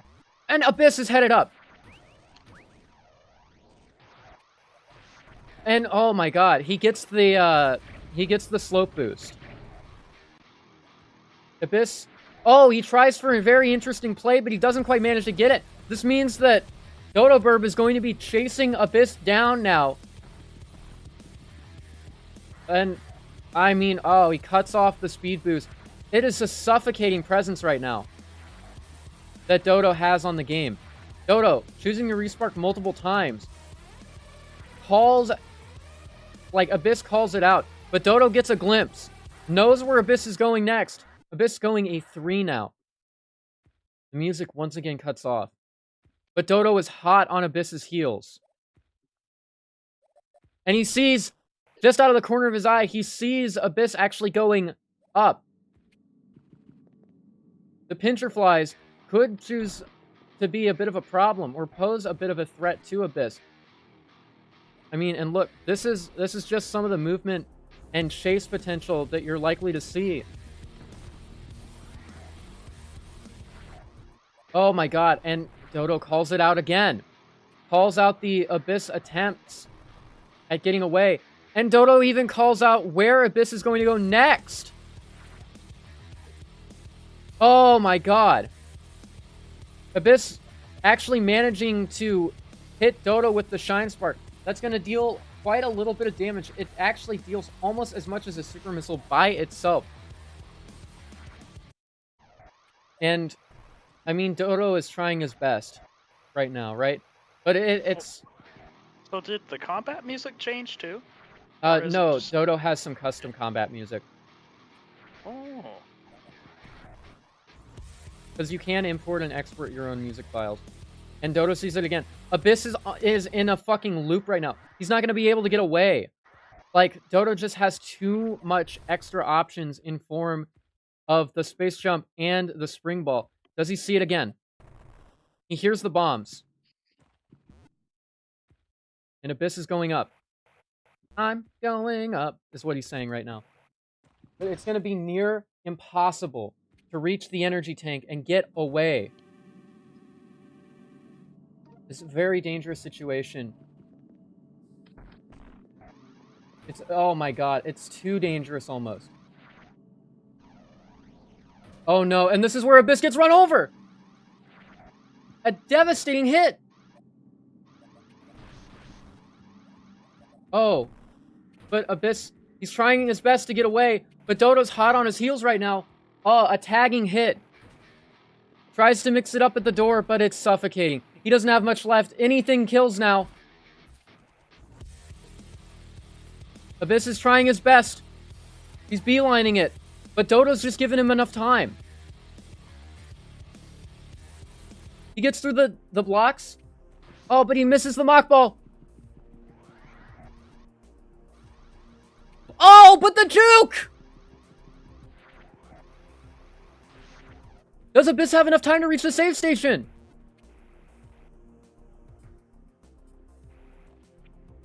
He does! He makes it! Abyss!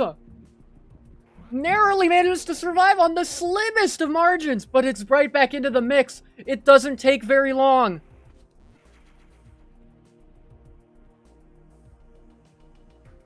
But Abyss is out here with the jukes once again. But Dodo Bird, he must know. Or, does he? He doesn't.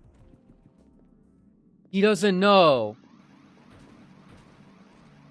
Oh. And so, Abyss has, at the very least, for the moment, managed to survive against impossible odds with a clever combination of plays. Dodo now must know. Oh, Abyss continues to miss this Shine Spark. This Shine Spark in particular, and the spacing for it, has been something of a menace for Abyss. Definitely something worth practicing and getting to know the timings and the positionings for.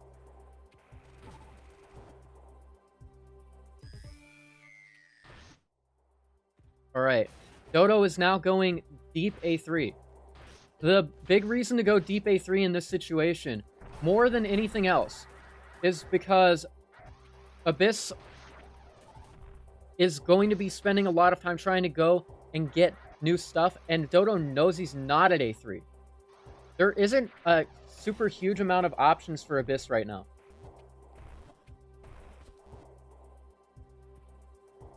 He has a certain amount of things that he can do and a certain amount of things he can't. And right now, Abyss can't afford to not grab more health. It was a very close event right there. Dodo is taking the time to grab super missiles. There's 2 super missile tanks in deep area 3. So it's, and a couple of energy tanks too. So it is a great opportunity to try and win the arms race. But this also means that Abyss has some time to gear up and get a little bit more survivable. Abyss choosing to skip that cutscene by going in and out of the door, now that cutscenes for many things have been patched out. The last thing Abyss is going to grab here is actually one of the more influential items in 1v1 SAX mode, and in SAX mode in general, the Spider Ball, which allows you to not only climb up walls, but it also modifies your radar. Now, your radar is only affected half as much. If you are in Spider Ball, the SAX's radar can detect you from only half the distance. So it effectively allows you to hide closer by and trick the SAX. But also, the Spider Ball allows you the benefit of hiding your player icon when in combat, which means that there are situations where you can attempt and mix up your opponent by using the Spider Ball. It is another one of those tactics that is used quite often in modern SAX mode gameplay. I think is very important to know about. Would love to know your thoughts on this, Mahan. Sorry for dominating the conversation so far. How do you get custom music into AM2R? You just replace the music files with a .ogg file that has the same name. Oh, do you have to do any looping for it so it loops okay? Since it's a .ogg file, generally they do that on their own, I think. But there are basically parameters for them. I think the looping happens at a certain point in the song, though. It will be very jank, though, if you don't do it properly. So that's something that you might want to learn if you plan on modding music into AM2R. Oh.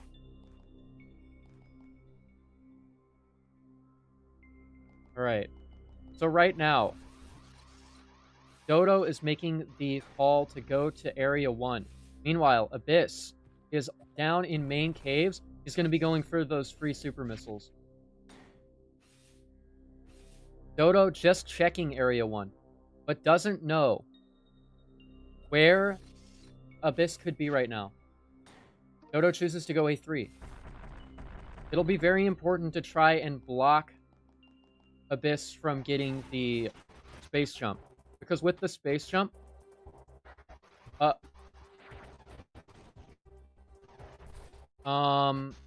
Okay, it looks like Dodo's experiencing a bit of internet lag right now.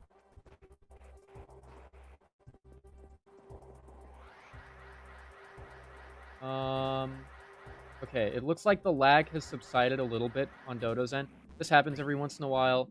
Nothing I can really do about that. Unless that was on my end. Not on my end. Alright, Abyss has just grabbed the super missiles, but Dodo and Abyss are getting close together. They're getting very close. We could have a meeting here in main caves. And, oh my god. They meet right at the exact moment. The battle starts. A super missile lands, stopping Abyss's speed booster. Abyss is laying some bombs, trying to stop Dodo. Fires off an ice missile. Abyss, you're the one that turned off ice combat. Dodo is attempting to build up a speed boost right now, and Abyss is headed down.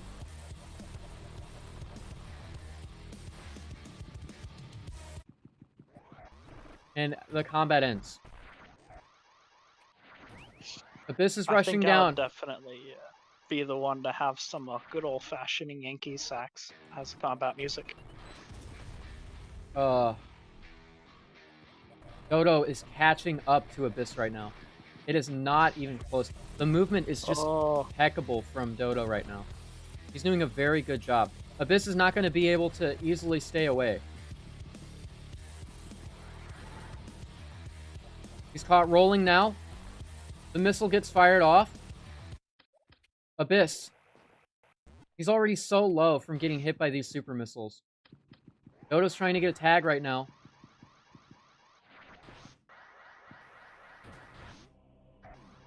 Did he see it? He saw it, for sure. Oh! Abyss almost manages to make it out, but the rollback hit from Dodo Burr manages to do a huge number on Abyss's attempted escape. Hello, Terran Marine. Abyss is headed up. He's headed through the tower right now. At this point, I would almost attempt a little bit of spider-balling action. The spider-balling action does happen. He gets the juke, but is it going to be enough? I don't think so. Dodo is going to attempt and cut off this movement once again. Oh, they catch each other. Dodo whiffs a super missile. Oh, hits the other one. That rollback hit is brutal for Abyss right there.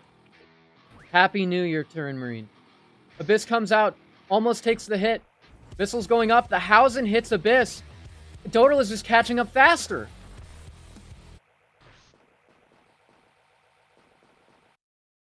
Abyss is heading up as fast as he can, though. The wall jumps.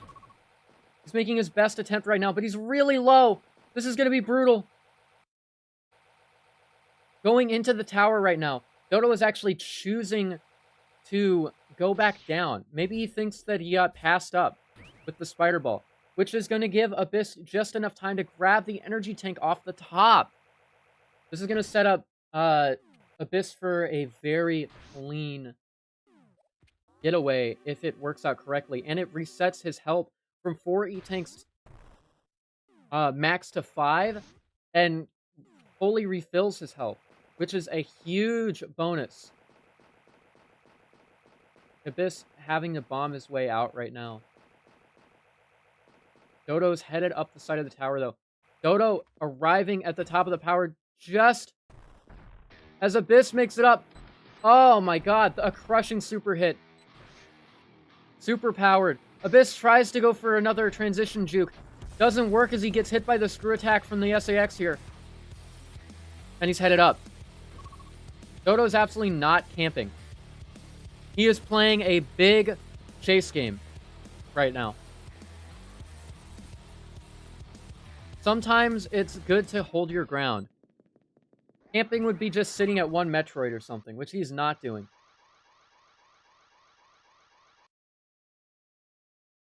Abyss might have actually managed to make his escape for himself. Oh, but Abyss rips past, and the super missile snipes! What a hit! Oh my god. Abyss has to go for the E-Tank in PB basement. This also gives him an opportunity to grab the power bombs themselves. Dodo already knows that Abyss is headed down. This is real scary for Abyss.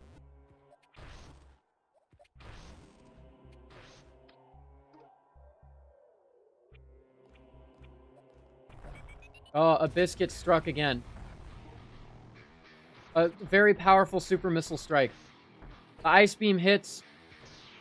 Charged ice whiffs. And Abyss is headed up. He's out, but only for a moment. The knockback sends him back through the screen transition. And he's getting blasted down. It's so difficult to actually land a hit. Abyss going for the juke. He's going up. And he's actually going into tower. So Dodo's headed up. Dodo is making a call out right now.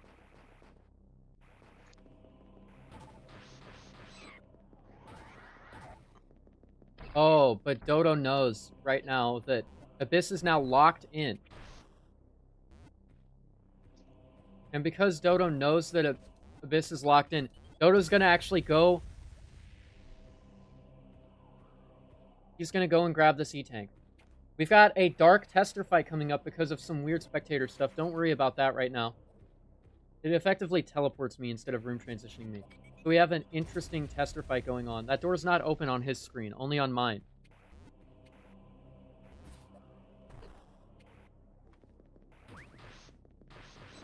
Oh my god. And Dodo's damage is only going to be scaling up from here. He's only going to have more and more effective combat. Yeah, and Dodo just got that topside E-tank, and he's going in the other end from the powered-on tower. Mm-hmm. He's going to be grabbing that super missile tank up there.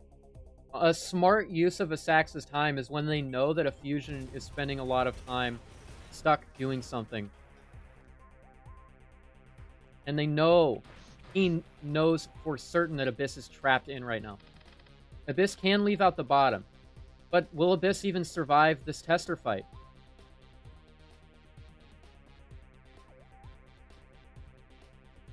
Abyss is not known for having great boss fights.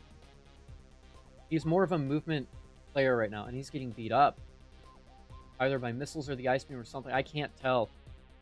It's so hard to tell. He's firing. He's firing on Tester. Sending a few shots in. Apologies for my chase music. It's very funny, don't worry. Let him know that it's funny. Tester is getting testy, and Abyss is going long with this. It's Mick Gordon. So it's copyrighted, but they don't go after people for using it. Because Doom is one of those games that people play on YouTube.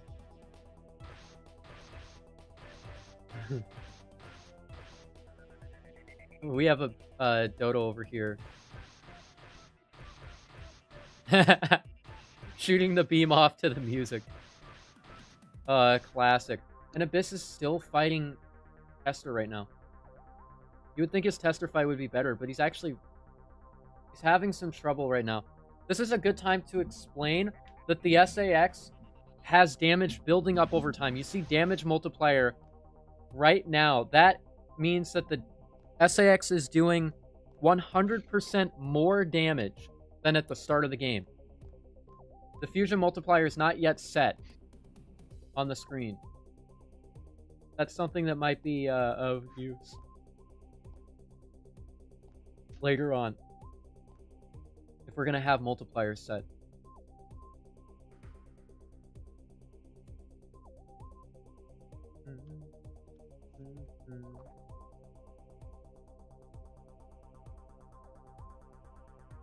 The only fight I realized in Trouble is the Saris fight. Boss fighter, not a movement guy. Yeah, and Saris is kind of a movement boss. Tester's sort of a movement boss sometimes. Yeah, these are definitely... God, Abyss is taking so long with this fight. It honestly worries me. Because he's losing a lot of time.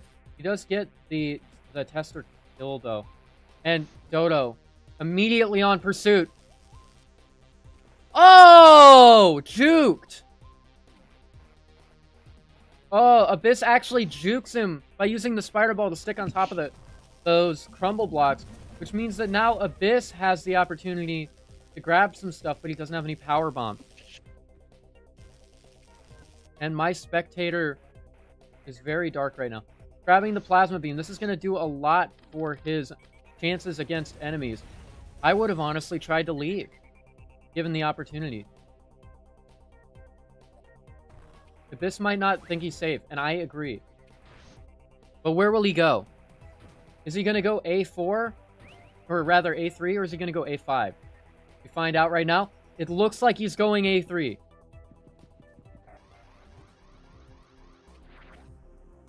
Oh, but Dodo, hottest of pursuits right now, manages to catch up to Abyss.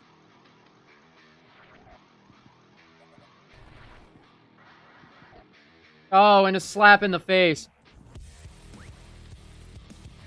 Abyss is legitimately wall jumping up. Oh, but he gets hit. He's falling down. Oh, brutal. It's going to be impossible for him to wall jump up all of this. And now the SAX is doing double damage.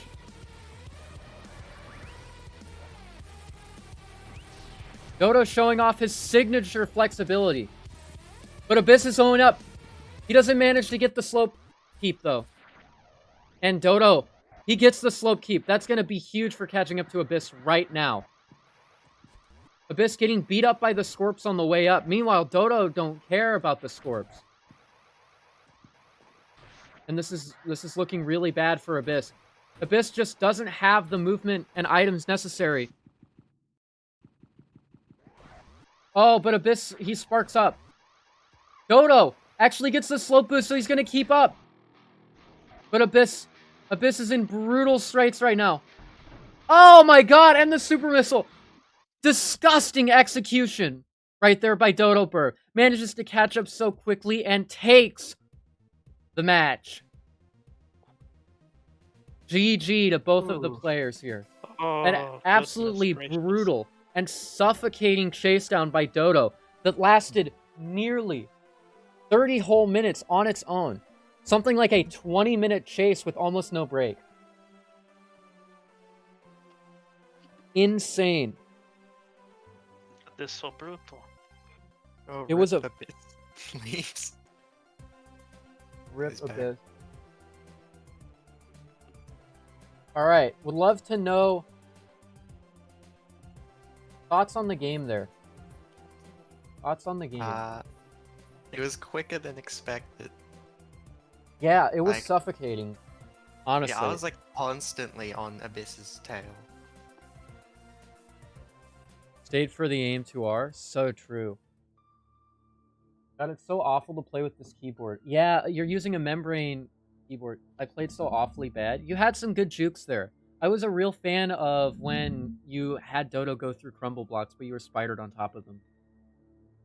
I literally saw at the last second that he did it, and I tried to space jump. Yeah. Oh, man. What a match. That was kind of fun to commentate. All right. So, chat, what did you think of that game, huh?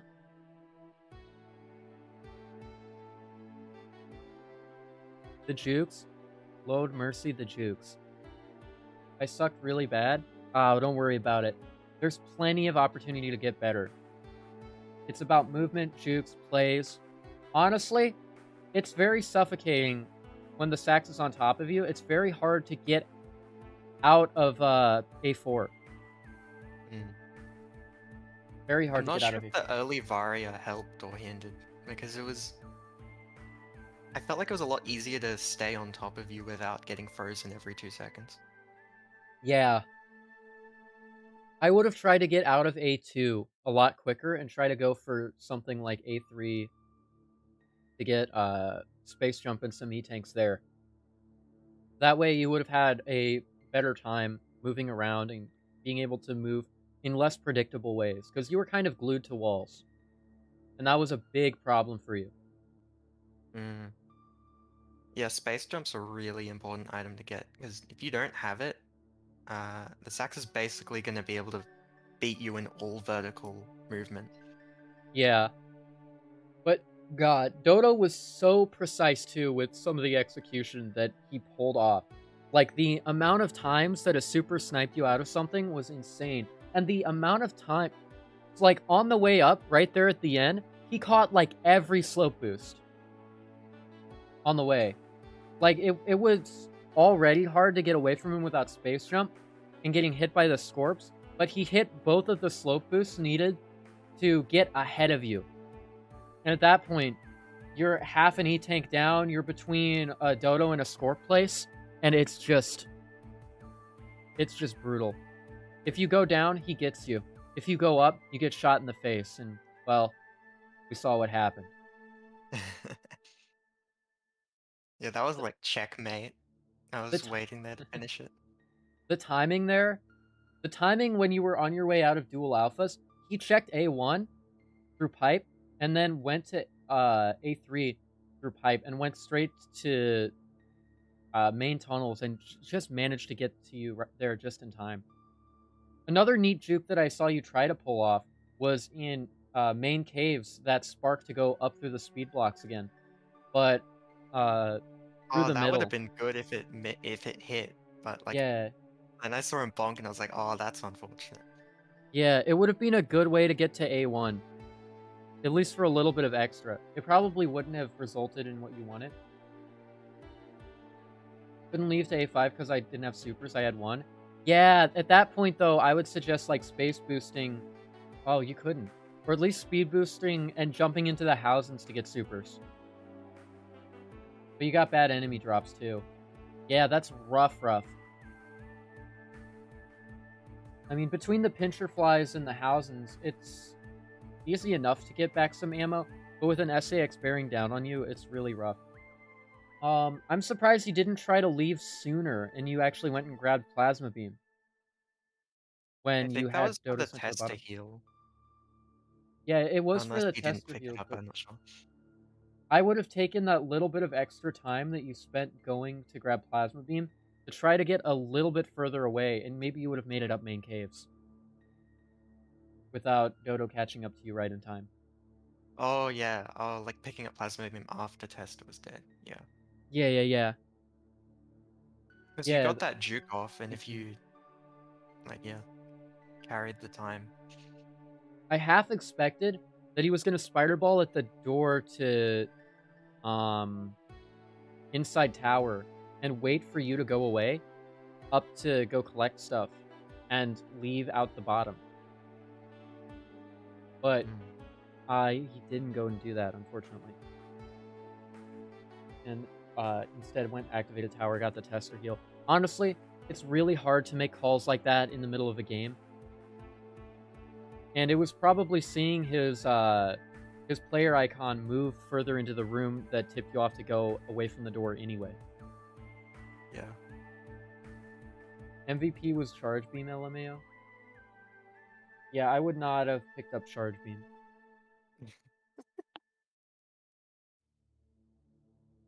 Charge Beam's not very effective against Tester. It's a lot better to mash on him.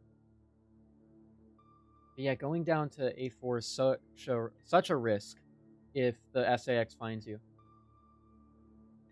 Low ammo, so the bombs helped a lot. Yeah. I could have seen you going to A2 as an option. Or going back up to main caves and trying to get away that way. Because main caves has a lot of branching paths. Yeah, low ammo, so the bombs helped a lot. Oh, I bet. Oh, you were using charge bombs? Yeah, that makes sense. Do we want to see a reverse roll game, or how are we feeling?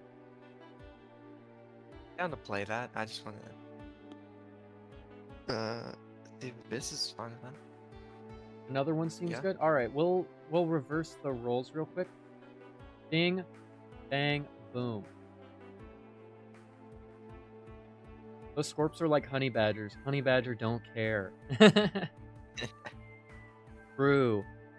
I'd say Scorps are less akin to a honey badger and more akin to a cocaine bear.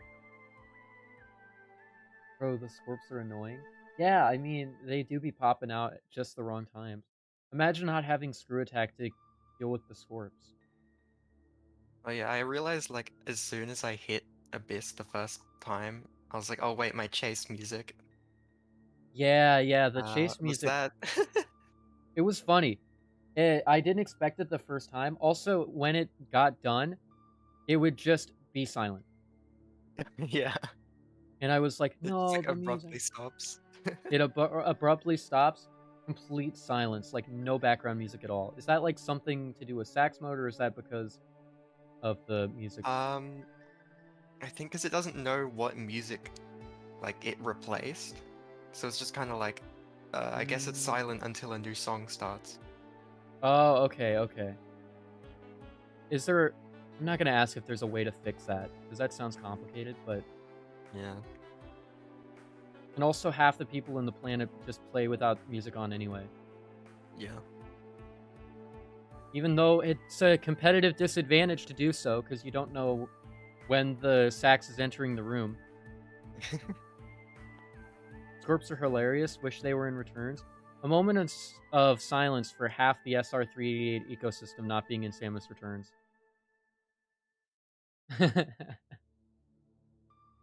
True. So true. Oh, man. What a match.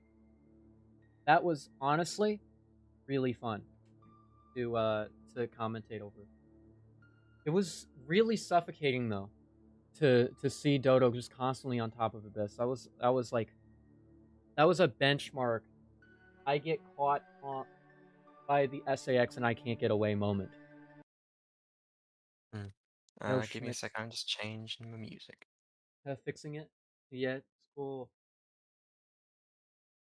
Well, because it doesn't really make sense to have all they fear is you when it's a fusion. Yeah. I completely butchered the name of that. The only thing they fear is you. Yeah, so you should make it something different than the only thing they fear is you. Make it something like snow halation. Nah, I've got something. Oh, he's got something. It's the Teenage Ninja Turtles, Turtles Through Time, Big Apple 3 AM. Yep, that's exactly what it is. Or it's Alley Cat Blues. Sorry,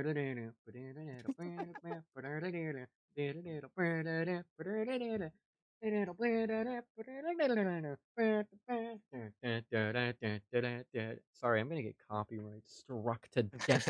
I've never actually had any Ninja Turtles game copyright problems. It's only ever been like Celeste music because of a music publisher issue, or Joe Biden administration not liking my political takes. A bad joke.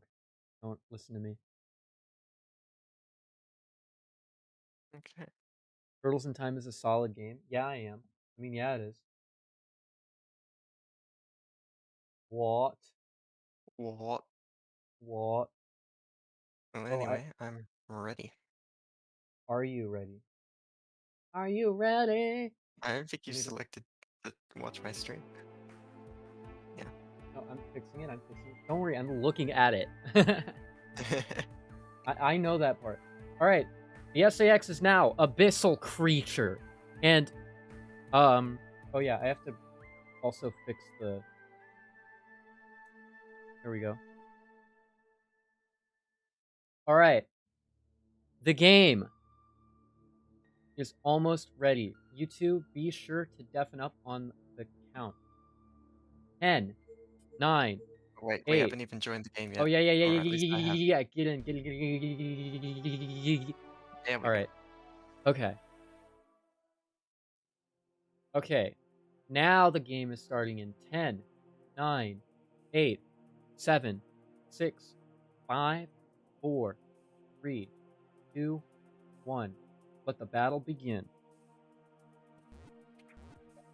And in the meantime, let me get in there to spectate over Abyss's QE.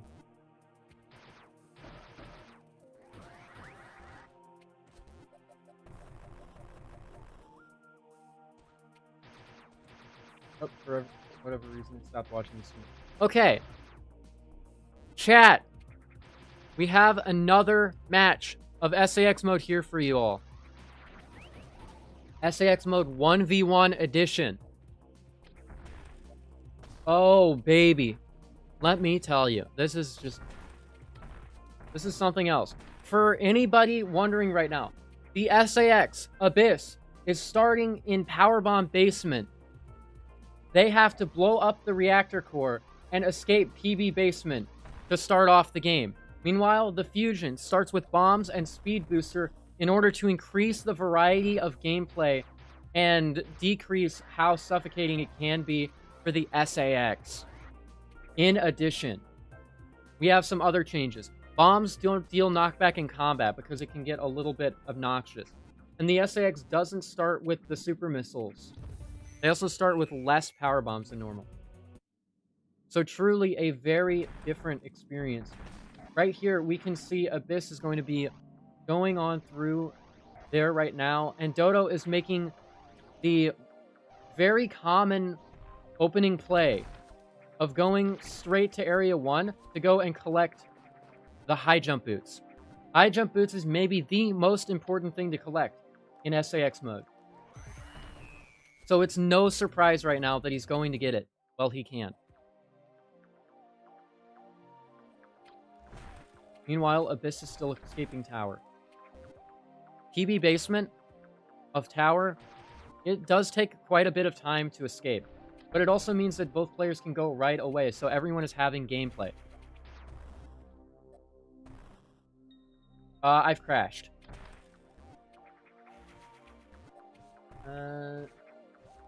Object O screen transition.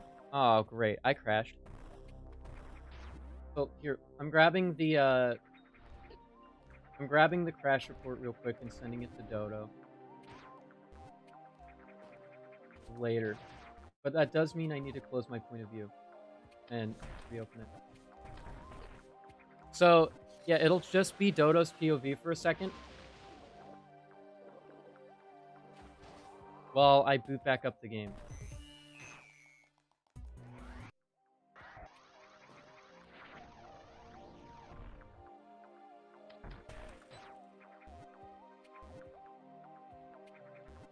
He must have opened his map during a door transition or something.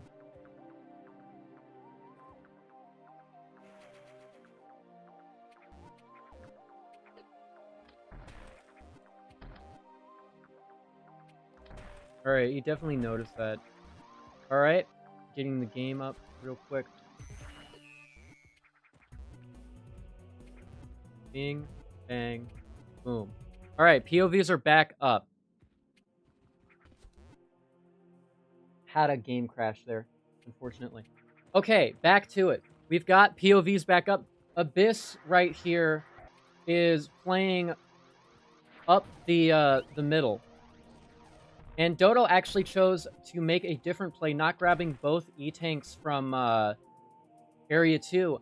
Instead, choosing to go straight up to A1. A2, A1 is a very common practice for SAX mode right now. It might be the most solid game start for the Fusion player, since it keeps you out of the way of most of the trouble that comes from Area 3, and allows you to go and get those necessary energy tanks and Spider Ball for some great mix-up opportunities. But it also is very predictable. It's very easy to get caught slacking, one might say.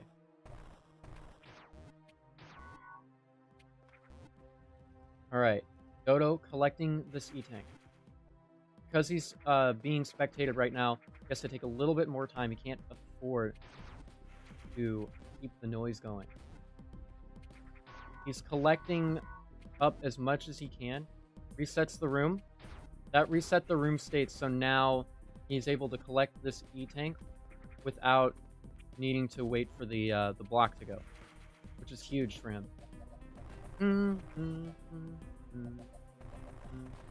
Abyss is going towards Area 3 right now, presumably to go and collect powerful damage upgrade, extra super tanks, and stop Dodo Bird from being able to do stuff in Area 3 as well. But Dodo has went to Area 1. Dodo's actually next... Not Dodo. Abyss is going to actually be next to the Area 3 distribution pipe. He's choosing to grab this E-tank now, though. This sets up Abyss for a 5 E-tank versus 3 E-tank situation. It's almost never worth going for Genesis. That's something to note for the extra E-tank. Almost never. Dodo gets the clean quick kill on the creature there. He's headed down main caves once again. Where do we think Dodo's going to head off right away? He's almost certainly going to grab super missiles. That's my guess. I said he's going to grab super missiles off the bat. It's going to be huge for him. All right. Oh, man.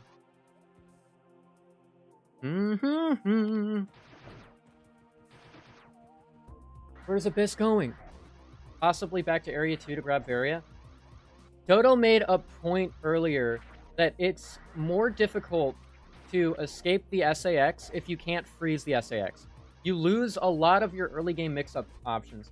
It becomes a lot better for the SAX to be able to freeze later when the SAX deals more damage. But right now, the SAX is not dealing much damage by themselves. And as a result, he's making the choice to be able to freeze the SAX and get frozen himself. Because when you're frozen, you also take reduced damage from super missiles. So it actually increases your survivability for a bit until the SAX has the insane damage buff. We're seeing an interesting situation now. Dodo is actually headed off to go and collect this E-Tank here, but Abyss is here in Area 3 right now. Does Dodo choose to go into Deep A3 right away? Or is he going to go and get the space jump? He's going straight for space jump. But Abyss is here. Abyss is in the deep part of A3 right now. In Deep Speed Factory.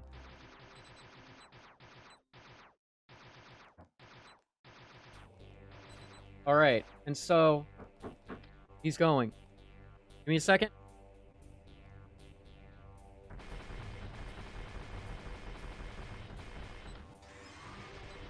Alright, Dodo is currently fighting Chorizo. Now, funny quirk about Chorizo is Chorizo takes reduced damage from many things, and so it's usually better to mash the beam as opposed to hitting Chorizo with missiles in the early phases. And look at how fast he is. What a mash right there. But the SAX is nearby. Oh my god, such effective damage out here on Chorizo. Bombs actually also deal reduced damage but hit multiple times, so they're a great choice for damage against Chorizo. These missiles are going to be doing quite a bit. And Dodo getting his farm on. He's going to have to fight the Corex here in a moment. These bombs are a somewhat reliable source of damage. Firing off these missiles right now. It's another phase in. Did he get... How many phase skips are we thinking he got? Without the extra tertiary bomb damage, though, he might have some trouble. Manages to get the kill on Chorizo. Now he has to kill the Corex. And Abyss arrives just in time. We will have a confrontation between Dodo Burb and Abyss. The SAX versus the Frog Suit Samus.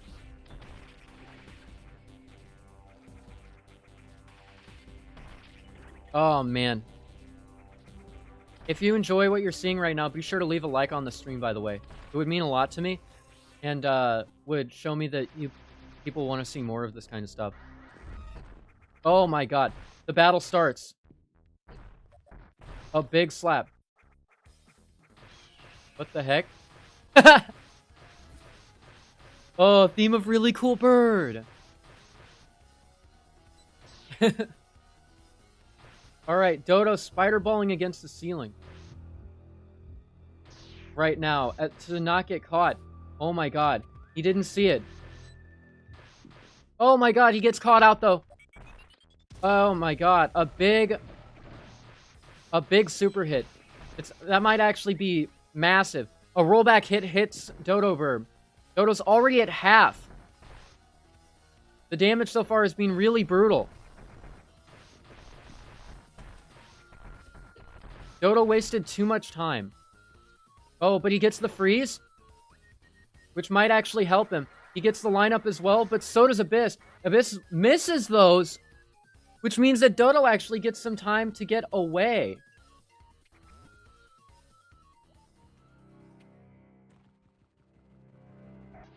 Insane.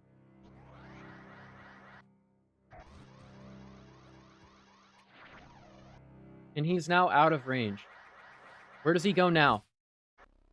Dodo gets the escape. And he's spider-balling. Does Abyss have a read? No. Abyss goes A4. Going down Scorp tunnels.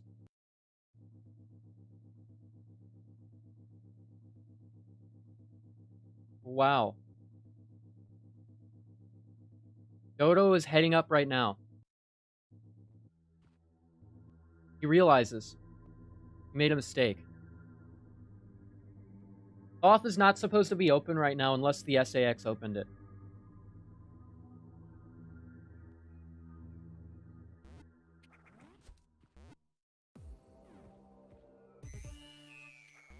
Alright. Dual alphas are activated. Abyss went all the way down to A4, and now Abyss is going to have to go up. And he's making the call to go up to A2. Dodo could get another E-Tank at A2. More than anything right now, he's in need of vital survivability.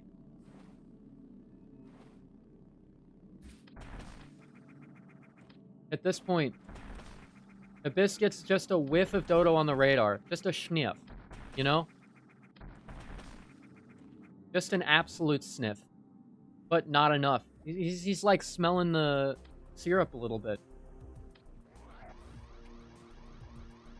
Always smelling the syrup. And you keep coming back. Oh man, Dodo is now headed down to A4! So, Abyss headed down to A4. Now Abyss is in A2, and Dodo is in A4. I would figure he'd want a beam upgrade. It's not going to be doing him any favors at the moment. The SAX right now is pushing his advantage. The SAX has the advantage of having free time to go and collect up as much stuff as he wants. Right now, he wants all of the E-Tanks that he can get. Dodo does not have the advantage of free map control.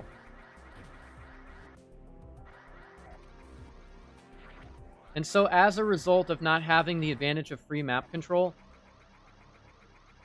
needs to play things out a little bit different. The fact that Power Bomb and Super Missile tanks don't give a ping means that Dodo actually has the chance to go into PB basement undetected. There's nothing alive in here.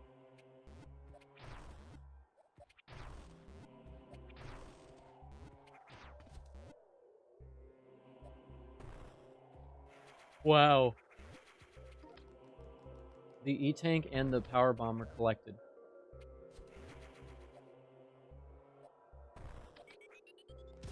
So now Dodo has access to Power Bombs.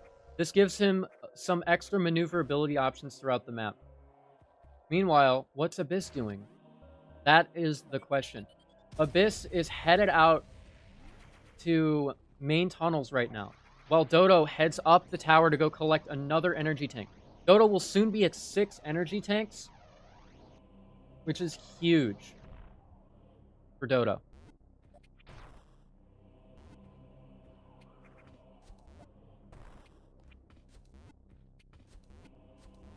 Alright, Dodo's headed off right now. He's headed over to collect this E-Tank. Abyss making the choice to go to Area 3, perhaps predicting a deep A3 play by Dodo. Meanwhile, Dodo is doing his best job right now, getting through the top of tower. Oh, unfortunately, he gets trolled by the Charger, who was on top of the bomb block. Gonna get some drops back off of the enemies here.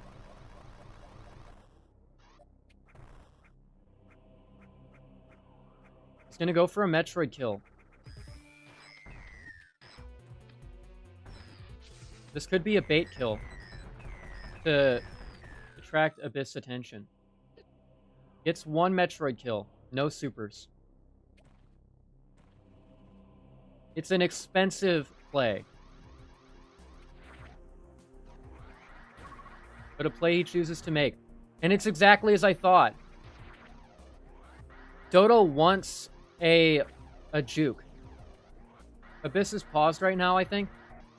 Yeah, Abyss is paused. And so Abyss is just making the play right now to go... Abyss is making a play right now, checking the map, trying to see where the Metroid kill happened. And he saw that it was happening in deep... Well, not in deep anything. Oh my god. He gets that Metroid kill. And now Abyss is headed into the pipes. He's looking for the next piece of information. He goes to A3 himself. Perhaps predicting Dodo to be going to Area 3 after killing the Metroid in A4. It looks like a bait kill. Unless he turns around. He does. No way. He's turning around. Oh my god, the timing. The bait actually works. Abyss finally sees the position update on the map. And right as Abyss leaves Area 3 main, Dodo enters Area 3 main. As Abyss is drawn in by what one could only describe as a primo bait.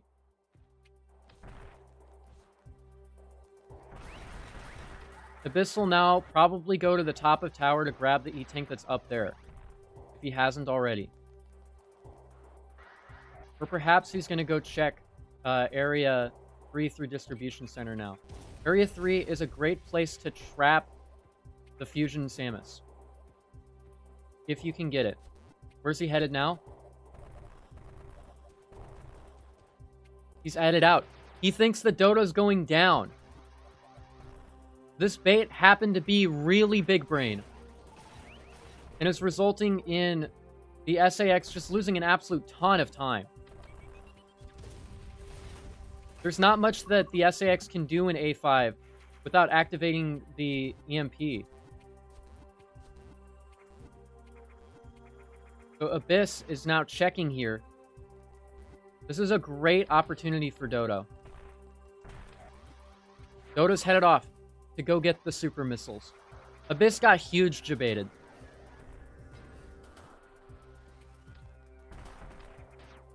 And Dodo has the supers. Dodo now knows that Abyss has the supers. He knows. Oh, hits his face right into a wall with the spark.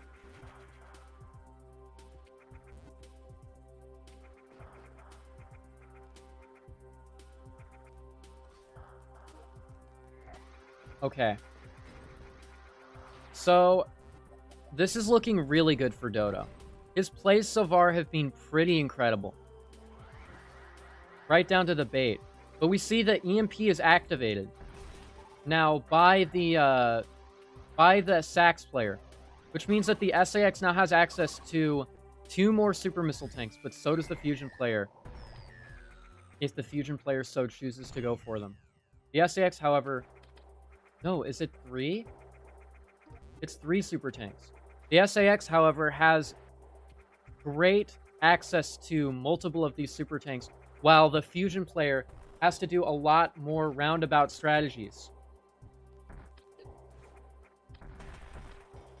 Dodo's a little low on health, but Abyss is still stuck in the depths of Area 3. So this might be a great opportunity for Dodo to get in and out without much delay and start maybe getting some of those vital Metroid kills. But will he go A5? Surely he knows now that A5 is a lot more open to attack from the front, now that the EMP balls are officially activated. A lot of damage to go through that room without the speed booster. Oh, but Abyss goes A3. We might be coming up on a confrontation. Metroid killed. The Alpha is down. And the Omega. Abyss versus Dodo. What are we gonna see? We're seeing a... Uh-oh! Oh, no. A battle between Bird and a Beast. This is why you want to have that freezing effect, though. Is because that is exactly what allows Dodo to get out of a sticky situation fairly safe. Another Metroid killed. Very greedy to go for that Metroid kill right away.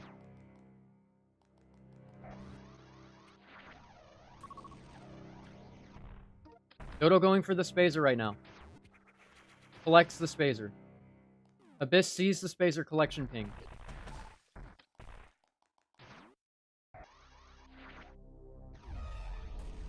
Oh, they hit each other through the speed blocks! And it's on. Oh my god. It could be very hard to escape this situation if you're Dodo. Oh, a rollback hit manages to land it into a super. The damage is impeccable. Oh, this is really bad for Dodo if he can't get out of this situation. And it just feels like Abyss has unlimited super missiles. You can't catch that. The rollback hit is going to get you. The rollback hit, it gets the hit.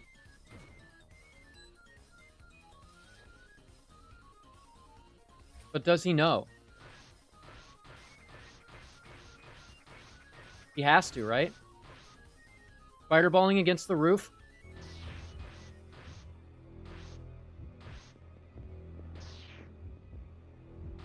Hard to tell where Dodo could be.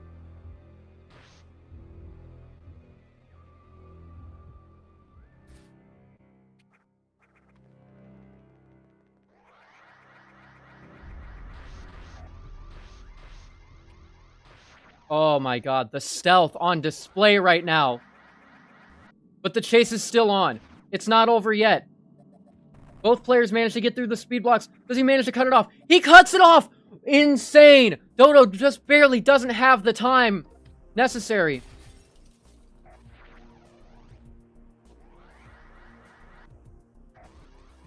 Breaks the crystals. This truly is a two-player game right now. Both the Sax and the Fusion giving it their absolute best. Insane sneak from Dodo. Manages to get away, though. And it's reset. Both players healed up, getting ready for their next battle.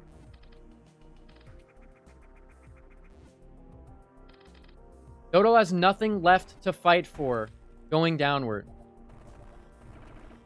Abyss is going for the super missile. This A3 super missile is an important super because this one is fairly hard to get unless you go for the time commitment.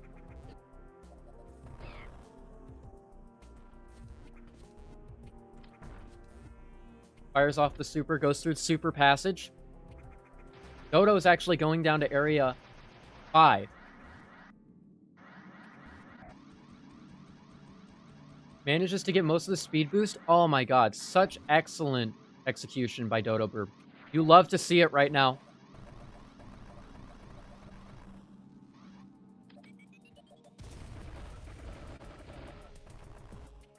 It looks like Dodo will be taking top path. He's headed up right now.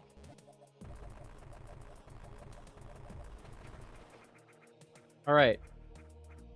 Dodo might even head up through the top door that Abyss opened. Meanwhile, Abyss is in main caves. He makes the correct call.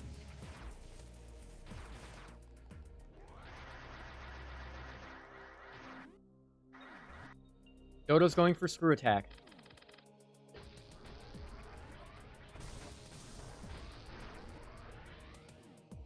It's going to be impossible to stop Dodo from here.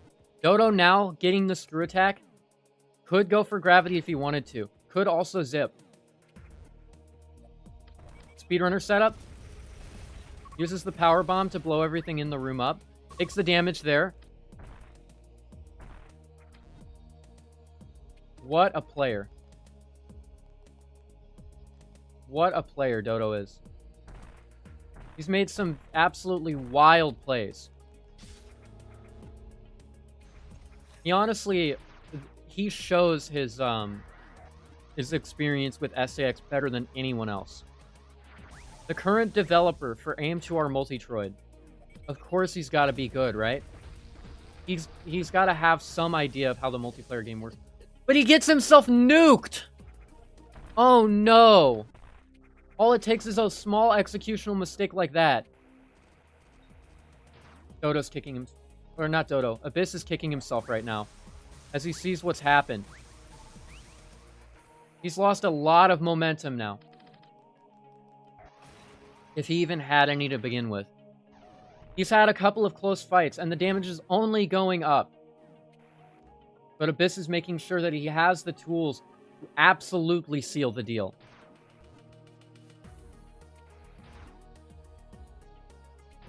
Dodo's now going for 5 alphas.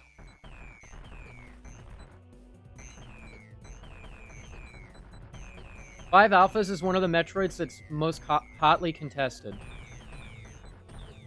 Generally speaking.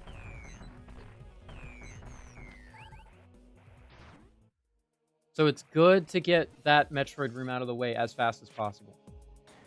Will he farm for supers? He does. Massive farm. Oh, he doesn't farm supers. No. He's going to go for Gravity Suit. Getting a free Gravity Suit, while Abyss isn't doing really much of anything except going through main caves.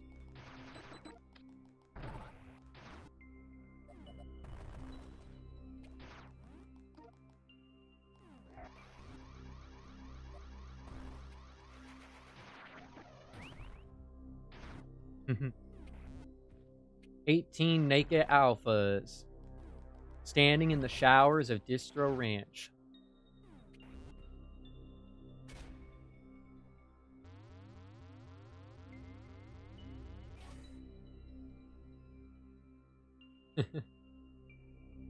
Green, soft underbellies waiting to be shot. 18 naked alphas wanting to be shot.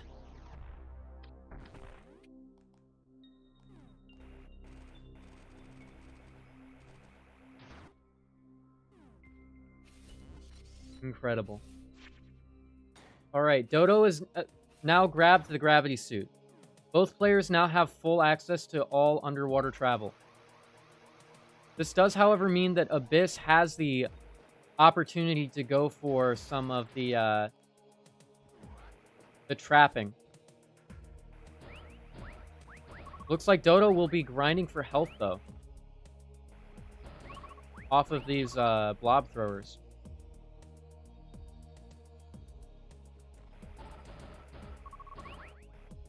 Wow. He's farmed up to nearly full. Meanwhile, Abyss is going to try to do ball puzzles, which actually eases the burden on the fusion player by a lot. There are a lot of ball puzzles. Honestly, the first player to do the ball puzzles is the winner, technically. In terms of like who is winning based on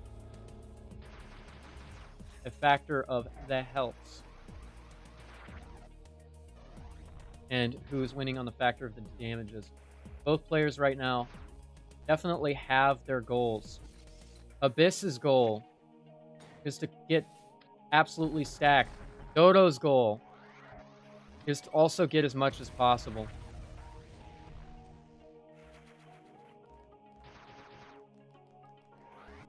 And it looks like things might be coming to a head at Distribution Center.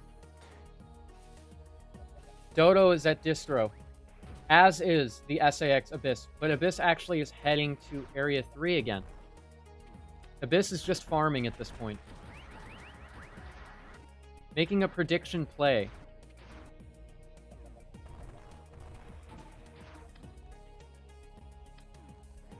Huh?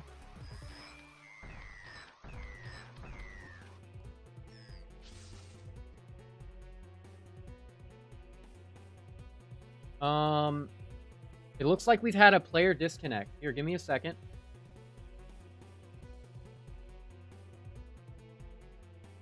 Oh no, out of memory crash?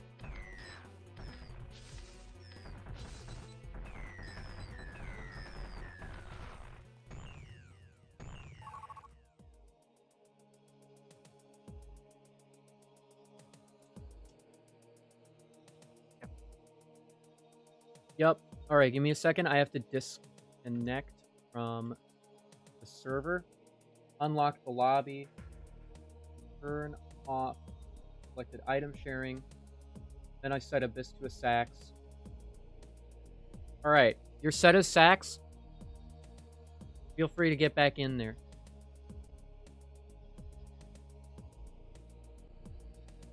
All right.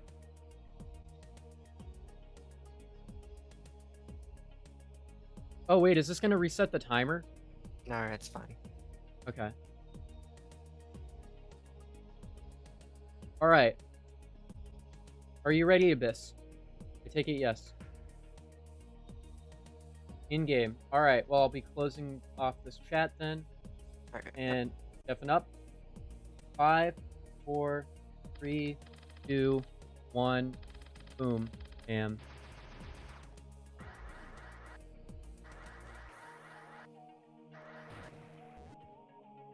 And we're back.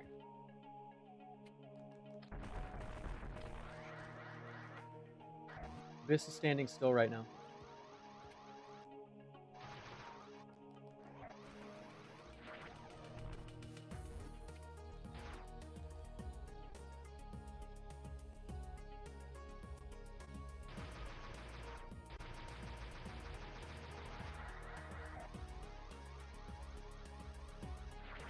Collected items are back on. Okay, there we go. That's something I would have noticed. Glad I checked. Okay, we're back in.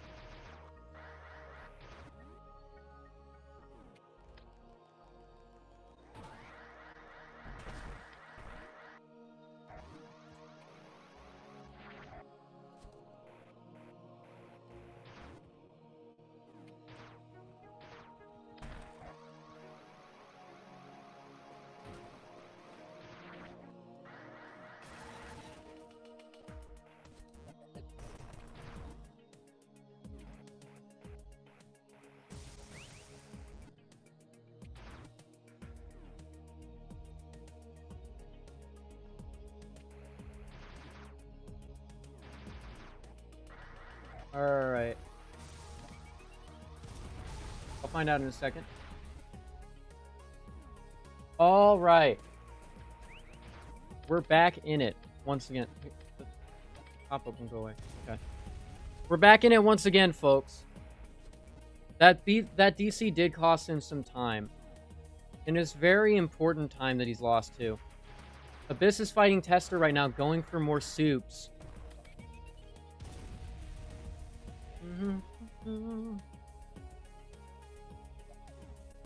And Dodo is also farming up. Looks like both players are going to be farming up here in a moment. The damage multiplier set right now.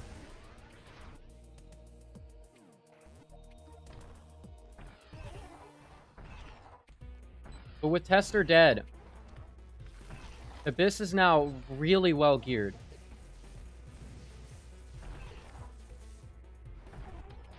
Zeta dies. Is Abyss going to go straight to A5? Perhaps to look for confrontation? It looks like it.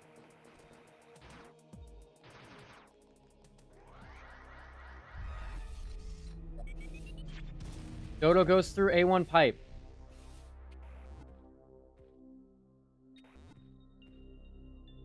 Abyss goes back through A4 pipe. Now Dodo's on a Metroid killing spree. Nothing more to it than that. He just wants these Metroid kills. Gets a kill in A1. Pivotal. And Abyss is just business as usual. A business, one might even say. He's going to collect all of the items that he wants from lower Sector 5 right now. Or lower Area 5. Let's see. Does Dodo do this all in one take? He does! Very impressive gameplay from Dodo Bird. You love to see... But he forgets that he doesn't have the spring ball. Unfortunate. An unfortunate whiff by Dodo. Not having the spring ball means that he is absolutely forced to leave this area. At least for now. He can't get what he wanted. I wonder what the best place to spark in that room is. If there is a good place to spark. Probably not. And Abyss is going farming. But this means Dodo has plenty of time to go farm Metroids. Abyss is trying to make sure that their next encounter is a big one.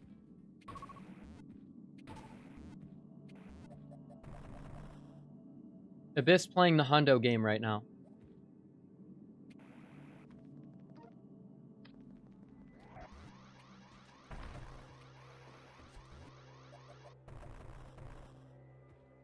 Nice.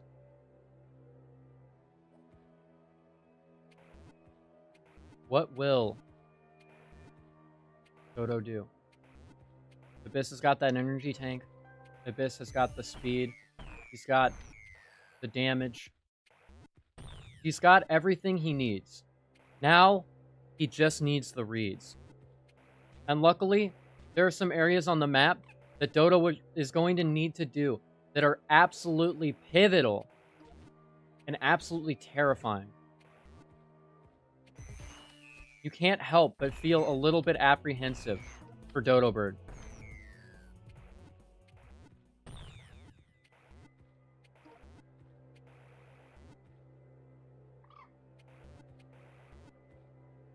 Because he's got all of BG3 and all of BG2, as well as much of A4 Metroids. Matter of fact, I think he has almost all of the A2 Metroids to kill still. Which is going to mean a lot later during the backtracking portion. Abyss, however, is going Area 3 right now, probably to go catch BG3 while he has the chance.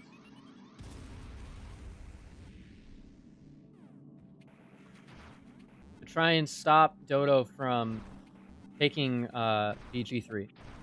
Because that's very important. As an SAX, it's a very hard place to leave and live. Many SAX know it well as sort of a Death Valley. But Dodo is going for Area 1 Metroids. And honestly, there aren't many places left to go for Abyss. He's just sitting and waiting right now. Not the most riveting gameplay, but what can you do?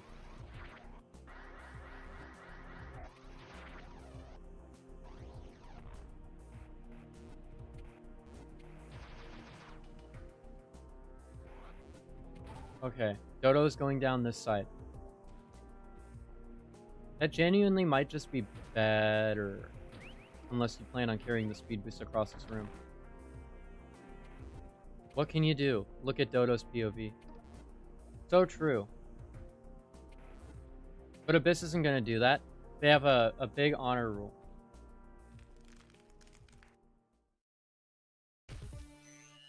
Oh, what? I'm just stuck in the...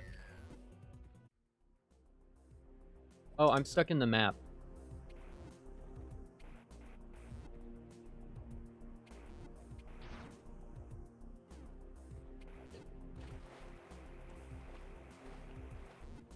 Whoops. Okay, I got stuck in the map.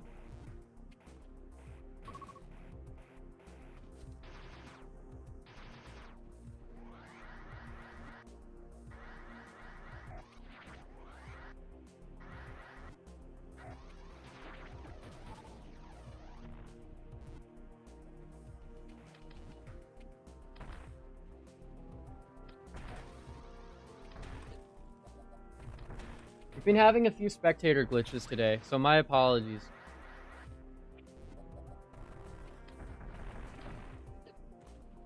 Alright. Especially to Dodo, who had a lot of movement problems. Not again.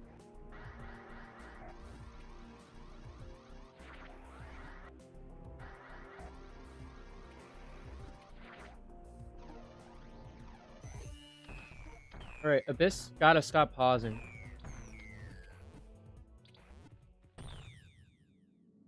Can you really patch spectator bugs? Oh, absolutely. Those could be patched. They're bugs for a reason, after all. Damn, a lot of POV problems, huh?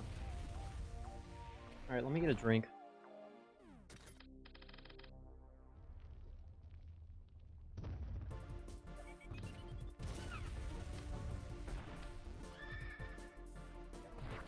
Alright. We will have a confrontation here now. Dodo is right now, fighting Arachnus. Because Dodo wants Spring Ball in order to get some better movement options. It's the last piece of movement that he's missing, so it's very important that he grabs it. Matter of fact, it might be his last major that he's going to get, other than Plasma Beam.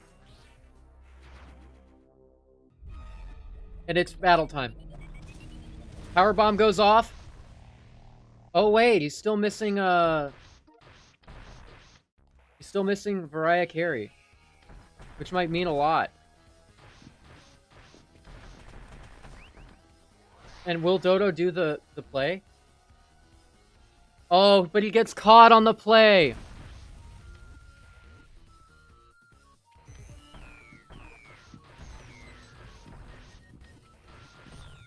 A big super hit. Another big super hit from Abyss, actually.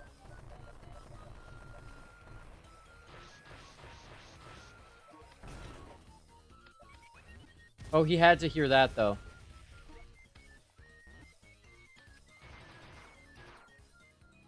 Abyss knows what's coming next.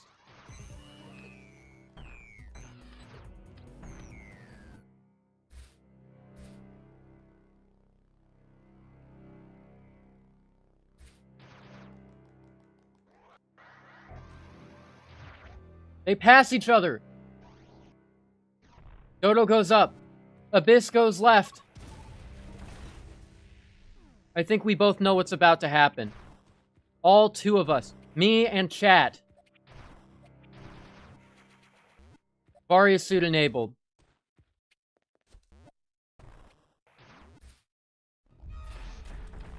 The battle starts now. Dodo, however, is low on health. Low on ammo. Taking some pretty critical hits.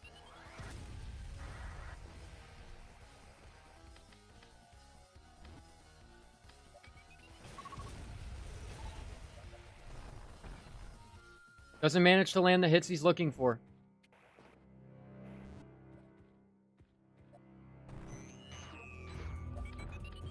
But Dodo's just getting too greedy with these Metroid hits.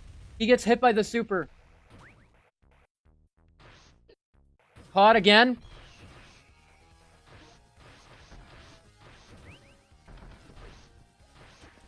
He's not going to be able to use the same speed boosting ways. This could get really bad for Dodo if he can't get this cleaned up right now. Manages to dodge some of the hits. It's a rain of missiles, though. At this point, you know what you need.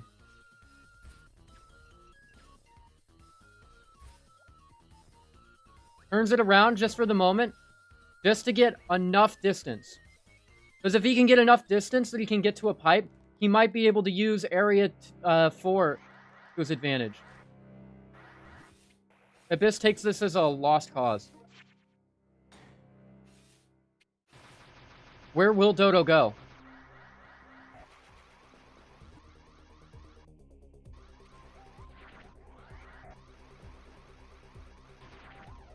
Dodo's going to top of tower. Naturally. It's an absolutely massive amount of distance to cover to get you to the save. Abyss pulls back to the save. At this point, you have to know what the Fusion wants. More than anything right now. The Fusion wants these Metroid kills. And this is one of the most pivotal Metroid kills to get right now. Good call, though, for the save. Yeah, I'd say so. The damage on both sides was getting low. For the health on both sides and ammo on both sides was getting low. But unfortunately, Dodo is going to be picking up one of the most influential Metroid kills. This is a high priority kill. If you can get this kill, it's very important.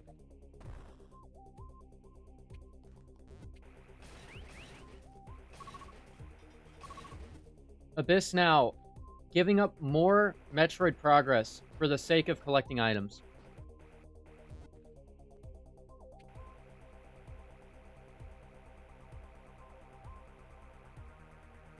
For the sake of collecting missiles, nonetheless.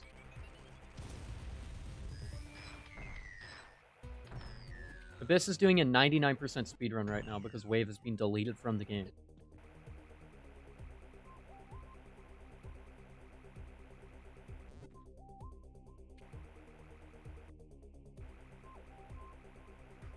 Meanwhile, Dodo is just fucking farming these Metroids. He's farming them.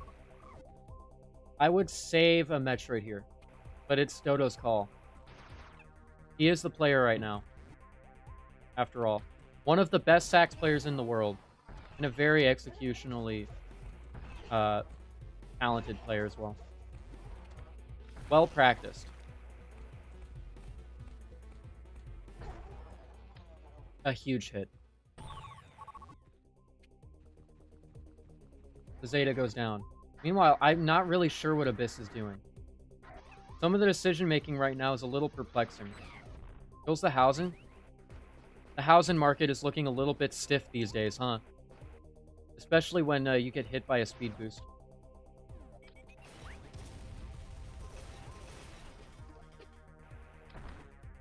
Dodo's choosing to grab the plasma beam. And now Dodo has as close to a full beam combo as you can have.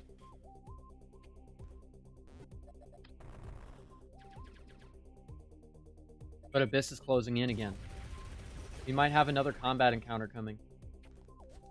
It's okay, though. Dodo's going out the bottom of tower.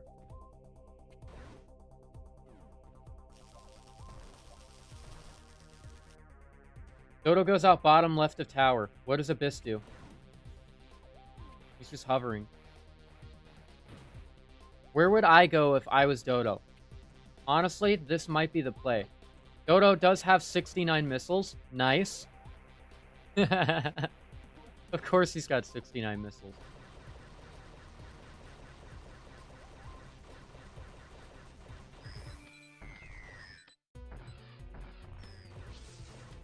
How many supers can a Dodo chuck before a Dodo runs out of supers?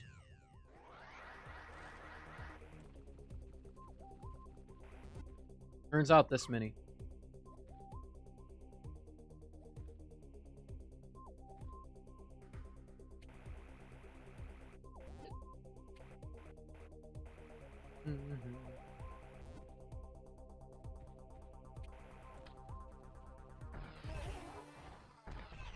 Okay.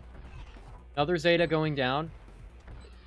Dodo's just leaving A3 as like a massive a massive hub. It's obvious to Abyss where Dodo would like to go, I think. Dodo gets the last Zeta kill. You gotta think about this, man. Dodo's gonna be extremely, woefully under-equipped. Oh, but we have an encounter. Tagging is on. Dodo Burb is in chase now.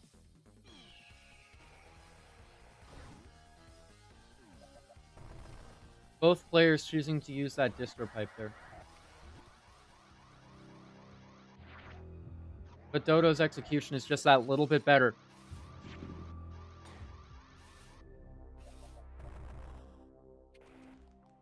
No, it's definitely true.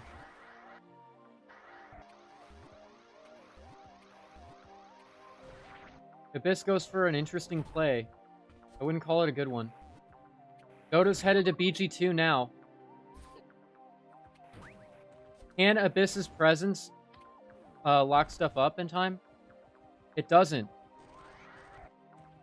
Dodo doesn't get the spark, though.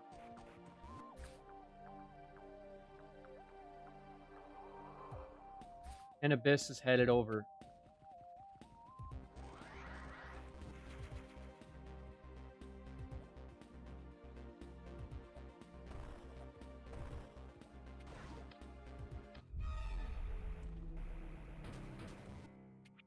Dodo is managing to weave in and out of the SAX's radar. However, Dodo is about to go and kill a Metroid. This will tell Abyss all of the info he needs. Abyss knows now, for sure. He does know. And we're about to see another insane encounter between two very fine players.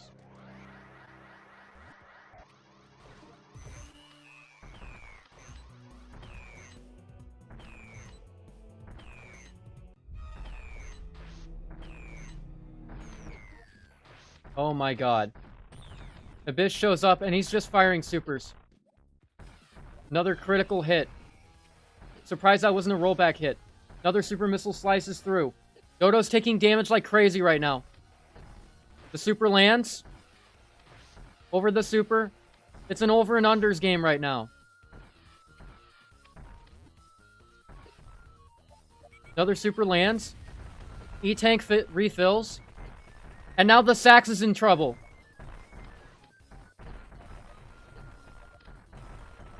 It's a game of missiles now. Neither player is going to be doing insane damage. Only their best. Oh my god. The Sax is now the one in chase. A very clutch play by Dodo. Managing to multiply his health effectively.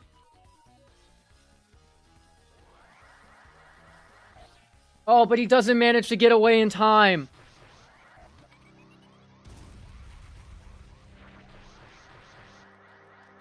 Abyss respawns in PB basement. He's not far now, and he's continuing his gameplay. He doesn't give up. Not my Abyss. Yay, Abyss, don't give up, do the thing, and go kill him. Dodo's still got more to do. Welcome back, Mahan. Hello. Dodo still has Metroids left to kill, and Abyss knows this. So perhaps another fight is about to take place in BG2.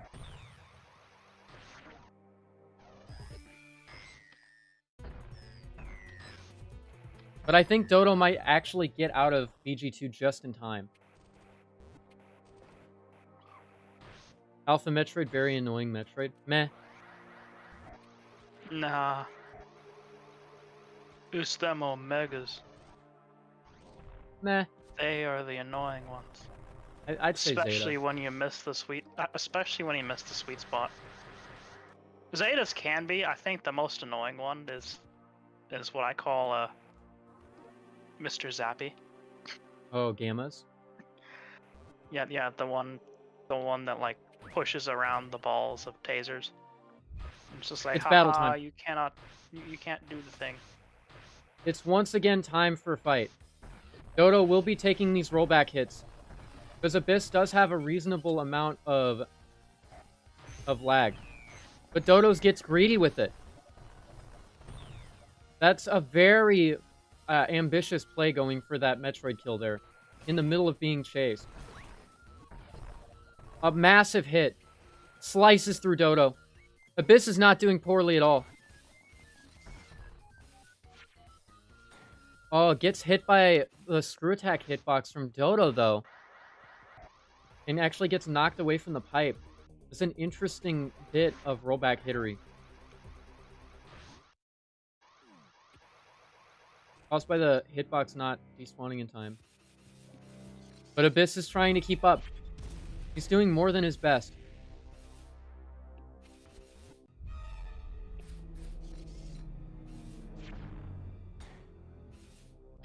Dodo heads out into A3 now. It's time to go to the nest, maybe. Both players doing as much as they can to clear the sand.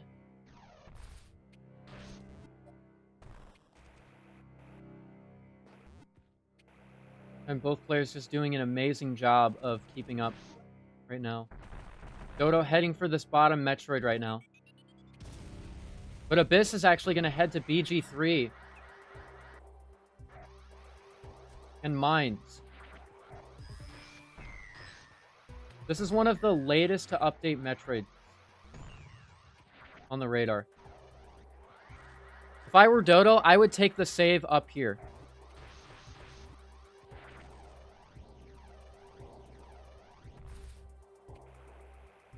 Instead of going for the spark. Abyss doesn't manage to cut off the save quite yet.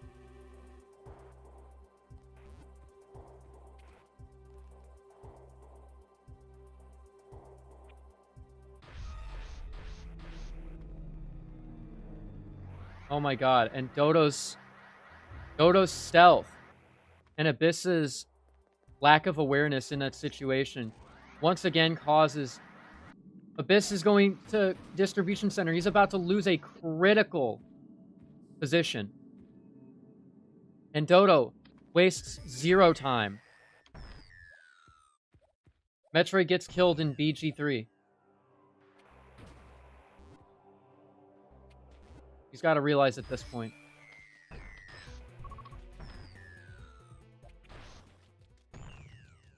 Another Metroid falls in BG3.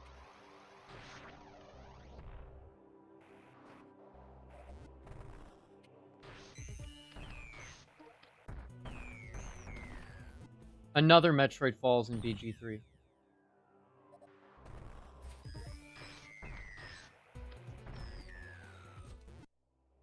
And they're just going to fall. It looks like the goal right now is to just wait.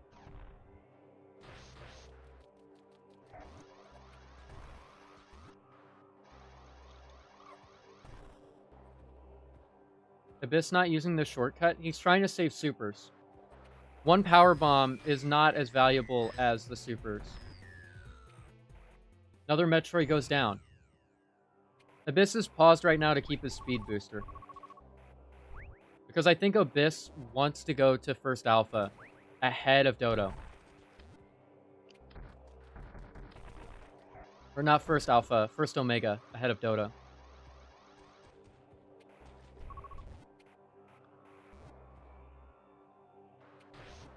But Abyss has to know at this point that he's losing time. Yo, do I spy Sax? Come on, Dodo, don't let me down. Lucina! Yo! Re-upping the membership for 3 months in a row. Thank you very much. I do deeply appreciate it. Yeah, I mean, this Sax game is going crazy right now. We've seen a lot of interesting plays. Dodo, one of the best in the game, I'd say. A very high-tier player. And Abyss is learning in the way that I think you should learn, which is by facing very, very good players and learning what you need to work on. My goal is basically to have these individual games posted to somewhere. That way, people can kind of go back and watch back their games and learn from them. The only downside is these games are very long. So for every game that you play, if you watch it back once or twice, just to see what you did, you might spend a very long time looking at, oh, what do I need to improve on, right? And also doesn't Unless you speed it up. But it also doesn't help that Abyss is a keyboard player using a membrane keyboard, which means that the amount of inputs that he's allowed to use by the game are capped out at a much lower amount than on a mechanical keyboard. So he's just simply not allowed himself as much to do. That's why I don't use keyboard. I use a mechanical keyboard, which is part of the reason. I like to aim down and shoot missiles. Yeah, I can do that because I have the mechanical keyboard. Mechanical keyboards, though, they're not that expensive. I'm sure that You could ask like 18 people on Discord and Druid, who is actually a very accessible person when it comes to speedrunning. Druid will tell you what you're doing wrong. And the tools that he uses and all of that. Alright, Dodo right now is doing mines. There aren't many Metroids left. Abyss has to recognize that he needs to go down into mines and face off against Dodo while he's there. Oh, and he does! The recognition by Abyss to go down into the mines. Got a super missile and all that, you know? I was going to make a Back in the Mines reference, but then I couldn't make it work.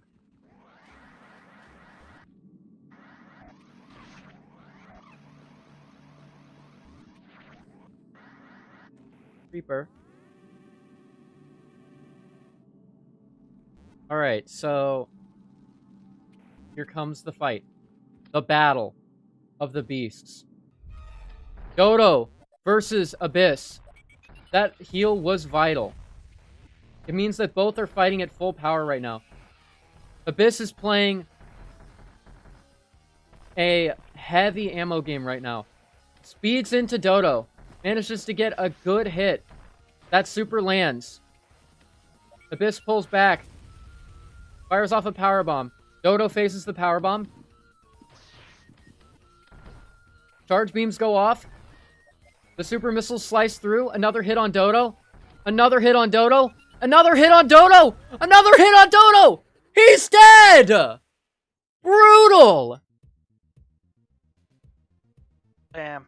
Oh You my gotta God, I hate should straight not line have thought paths. that. You gotta And- hate straight line paths. An absolutely brutal Execution. straight line slaughter. Goodness. Damn. Fuck. Yeah, that's why you don't leave mines last. Yeah, I was thinking about that. There were many amazing plays in this game. Let me tell you. Oh my god. So, you know when you killed the Gamma in A4 and then went all the way up to A3 with that bait? Yeah. Yeah. Was that a bait on purpose? Yeah. Abyss I was like, I'm gonna get him over here, and then I'm just gonna do something somewhere else. Abyss went to A3. And as you were entering A3 big main room, he went through the pipe because the map finally updated the Metroid for him. But he was like there. If the map had been any slower, he would have caught you. Oh my But God. it worked and he went there. One thing I will say, Abyss made the play to just absolutely loot like a goblin. He was going everywhere. Every single super missile that I think he could get, he grabbed. I think he had max 20 at the end. I Honestly. think that would explain why he wasn't chasing me most of the game. Yeah. 'Cause I was He like, got where all the except hell is he? Omega. He had max 18 supers. And so, as we saw, when the Sax has high supers. I get paid off in the end. Yeah. And you got paid in spades, I'd I was say. just hoping he would run out of supers, and then I could cross the path in relative safety. Yeah, but That's why I trying to jump down and let him shoot. he was relatively conservative with the super missiles a lot of the time. I will say, by the way, he almost got to the speed booster path to stop you from absorbing him in A2. Yeah, I was like, oh no, he could actually survive here. Yeah, it was very close. Very, very close game. Very impressive, too. But So, the E-tank pickup, it's sudden turnaround. yeah. I'll say this. That was an absolutely insane game to watch. I will be very happy to edit these down into individual matches that you guys can watch back so you can see all of the craziness that occurred. That's definitely a plan. Assuming you're okay with it. Yeah, I'm fine with it. Ah, I'm just annoyed that I got killed at the end. Yeah. Oh God, what a long game. But Abyss definitely played the long con. Yeah, He yeah, he played the longest con of all time. Oh, by the way, speaking of things that are minorly annoying, I crashed like I crashed and or got stuck in menu like 3 times. So, yeah. I saw like whenever you would rejoin. yeah. Oh man, I mean some of the pace breakers there. I'm apologetic of that, but at least it didn't happen mid-fight. Hmm. I tend to open my map a lot because of Metroids. Yeah, you gotta watch out for those door transitions. Oh, yeah, that's one that crashed me again. Here, let me you don't need the crash report, but I'll give it to you anyway. Yeah, I think I know. Yeah, what the cause is. Mhm. It's the same one. Yeah. Second time I send him the same crash report. Gonna see that on the damn GitHub. Gonna be like, what the heck, dude? All right. Post it Wow. literally everywhere. Oh yeah, a memory error caused you to crash as well. Okay, but Dodo, like you that we are a can't mad. fix. Yeah. Dodo, you are a mad lad, according to the real Terran Marine in chat. Well, thank you. And Abyss, honestly, made the long con, made some questionable plays, but it paid off in the end.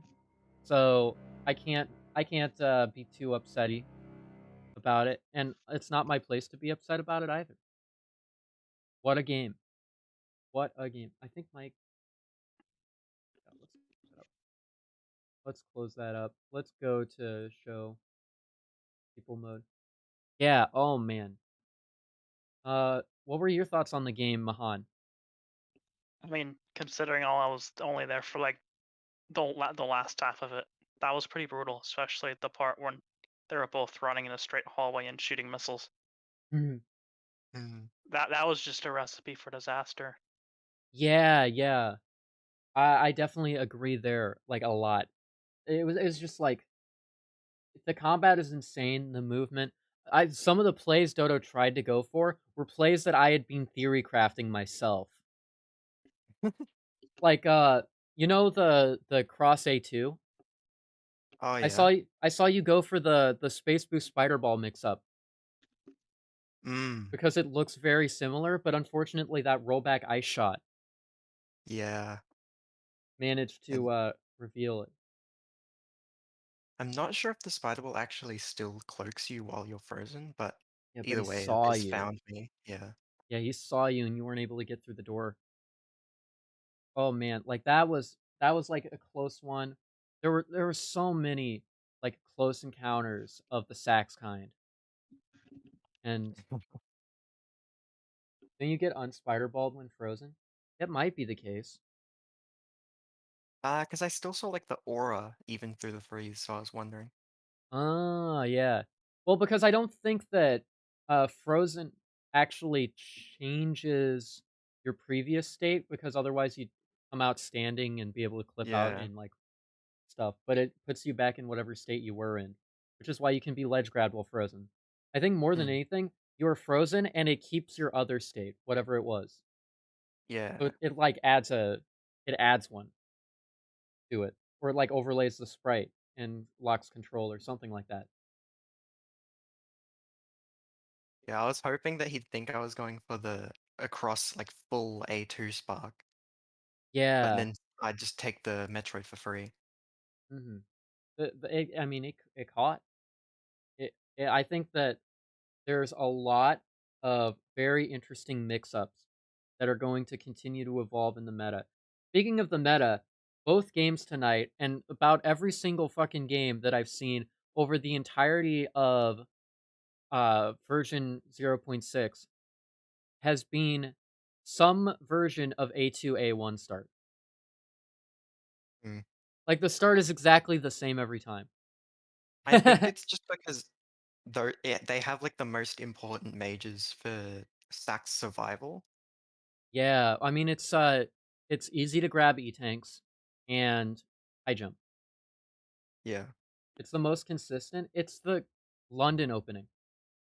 Also, like high jump's a really dangerous check to grab when the sax is around. So being Yeah. able to get it for free during the Mhm. initial sort of like grace period is pretty good.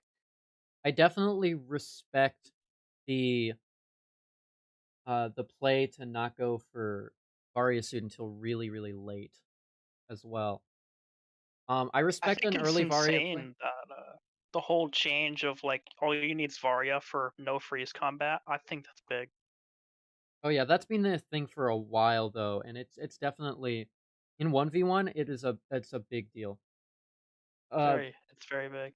Mahan hasn't done a lot of 1v1 related stuff other than uh testing and me saying no, it's hopeless, it can never be fixed over the past actually past 9 months.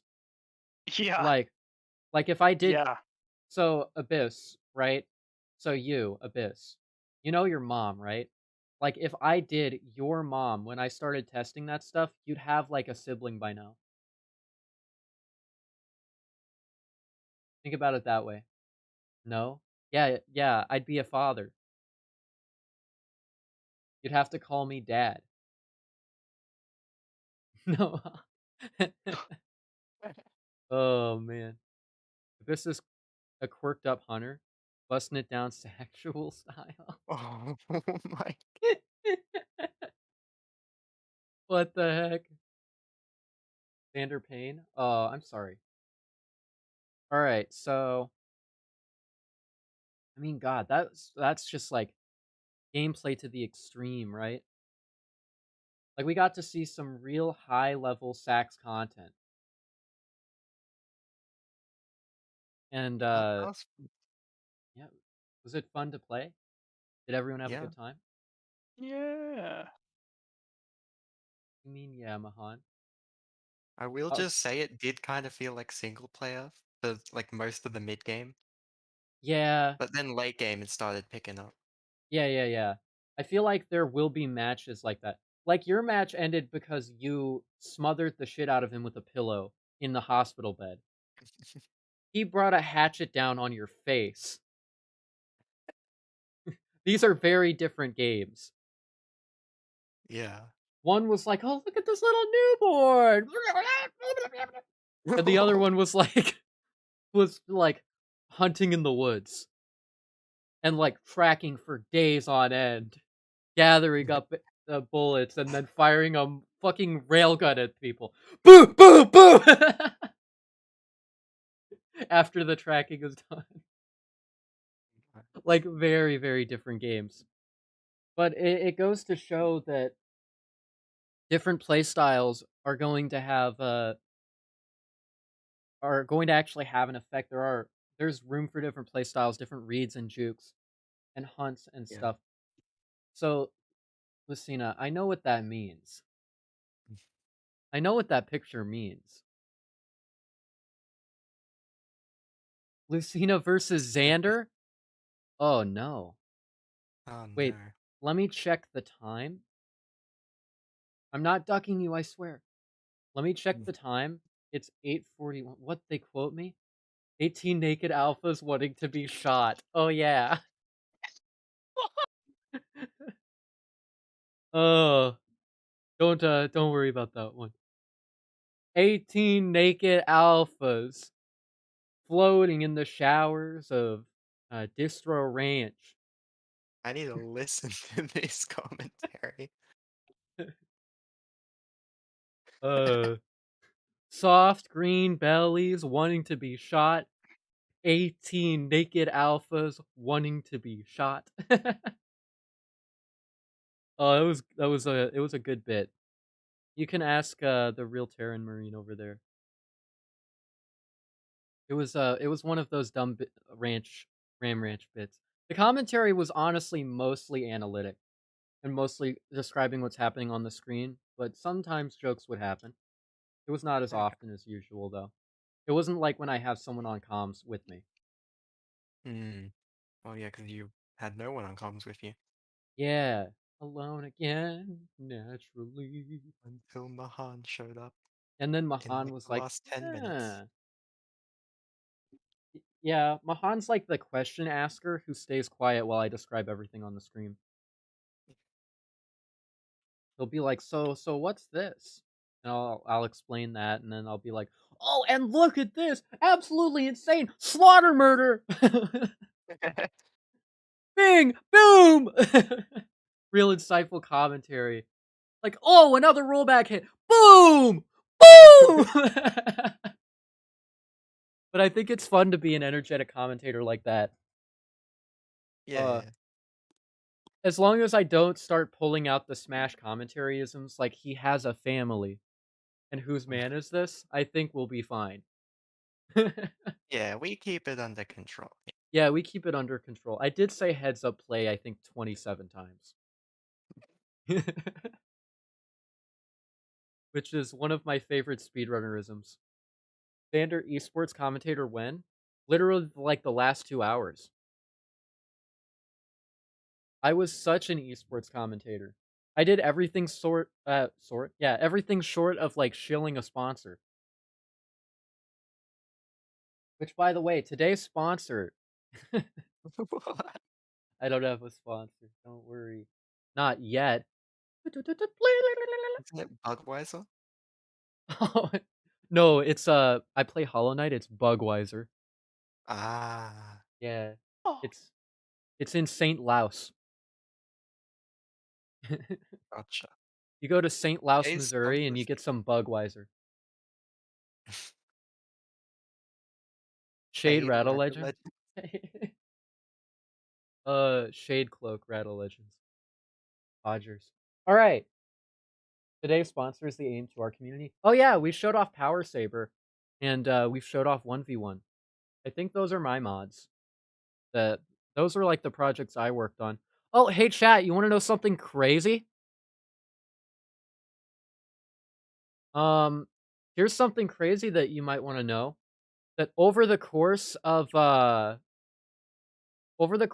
past 3 weeks, while I've been doing all sorts of stuff in the aim to our community, I met Doc M64 like twice and talked extensively and showed off my stuff. It was cool. It was cool to get to meet the person behind a very influential game in my life and show off some of the cool things that are coming about from it. By the way, Dodo, I was talking about some stuff in the uh, I was talking about some stuff in the group chat, right? And Yeah. I wanted a little bit of your insight on that later on. We can talk about that. Okay. Um, with that being said, is there anything else I wanted to cover? Oh yeah, Christmas. Let's talk about how Christmas went. It was pretty quiet. Christmas. I played a bunch of Mario Kart with one of my siblings. I didn't get any Oh, gifts because that's yeah, we got every single 3-star cup outside of the DLC, oh including wow. 200cc and mirror. So we played like I think roughly 20 or 30 hours of Mario Kart. I'm starving BRB. Hello starving BRB. And goodbye starving. You get both ends of the stick this time. Do with that information what you will. Hey champ. You know what? That's pretty true. Oh yeah, future of the channel. That's the last thing I wanted to talk about. Let me change the title. The future of not S of They Call Me Xander. Okay, there we go. Let me drop that in announcements real quick. Final announcement of the stream that everyone do. We're talking about the future of the channel. There we go. Wow, somebody left the Discord. That's freaking hilarious. It went from 299 plus to 298 plus. I think that's funny. There's so very fun matches. A bit frustrating when keyboard. You need But to it was buy mainly this me a better keyboard. talking shit to my keyboard. So true. Alright. I'm going to quickly transition over to here. Wish I could talk. Oh man. Don't worry, Timmy. You've been around for a long time. I'll have some community talkies soon. All right. Chat. People. All of y'all. It is time. It is time to talk about the future of this channel. Talk about everything that's happened and really just have everything go off, you know? So, as you know, I spent a lot of time in the last 3 months trying different things with the channel. Trying to do more videos or do more streams. I took a very long break. And honestly, it's given me a lot of time to think. I kind of burnt myself out. As some of you may know, I've been streaming and doing YouTube videos for 2 years straight on this channel. And hey, I mean, the growth has been incredible. It slowed down a lot in like March or something, but it's been really nice. It's been really cool. It slowed down a lot because I stopped making videos, but let's not talk about that. We can definitely talk about that. It's probably going to be slow the start of the year. I'm going to be honest. I'm going to keep it a buck with all of you. My family and I are moving into a new house soon. That means I'm going to have to take time off from videos and streams to get my room situated because my room isn't even in the house yet.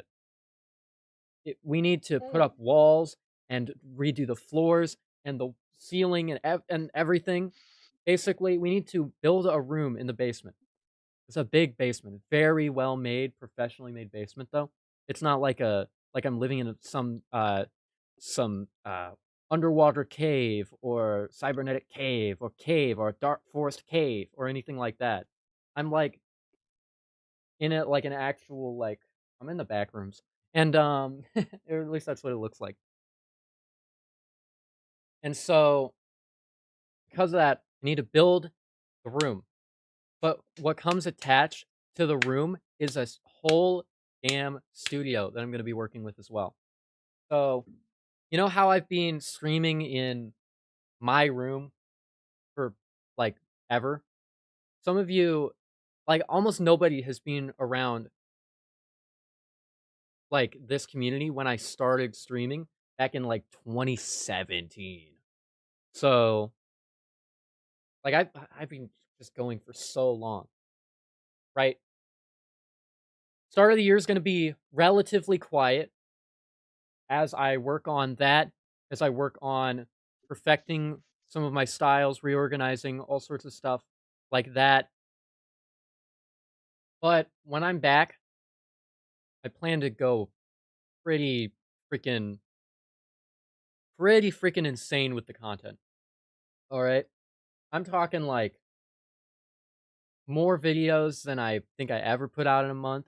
I'm thinking frequent unique streams with cool premises. I'm thinking more community integration than ever before. I'm just thinking more. You know? I'm growing. I'm not a little boy anymore. I'm not the dumbass barely 20-year-old that I was when I started. Right? I'm I'm going to be freaking 23 this year. And that's not like old, but like the time definitely it helps you kind of like internalize a lot of stuff, assuming you're willing to do that. And so I have to take initiative. Is basically it. I have to actually start doing more things with my life, and that means like getting on it with the work stuff. Over the past week, I've been working on this mod, the Aim to Our Melee mod, Power Saber, as it's called, with this is a great group of people. Some very close friends now that I've made through it, and through all my other endeavors over the past year.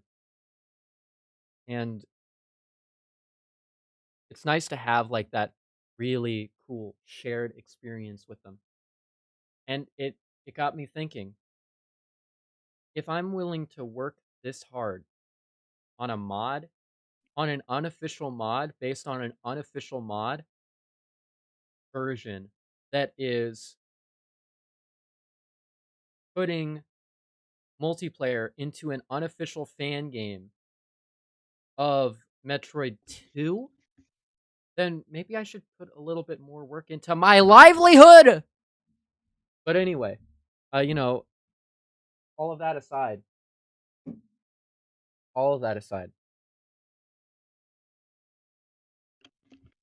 once I'm back, better than ever. Cooler streams, cooler videos. I've been thinking a lot about the editing and the stuff that I did and the stuff that I want to do, and it's just it's a lot. It's a lot to do. It's a lot to work on. And I'm so thankful for all the people who stuck by for so long now. I mean, there pretty much isn't anyone from before I did the Aim to Our Speedrunner Versus stuff. But that's not a recent thing anymore. So the people who are here aren't here just because I'm like a miniature Hero Forge figurine of Dream, but in a Metroid costume anymore. No, I'm like they're here for me, and that feels great.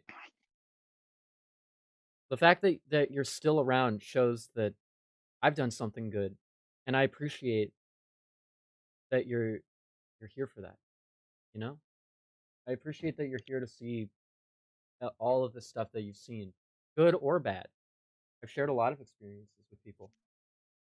It's awesome. Thank you for making.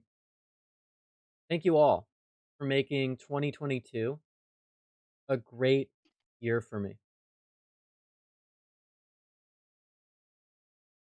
I do mean it.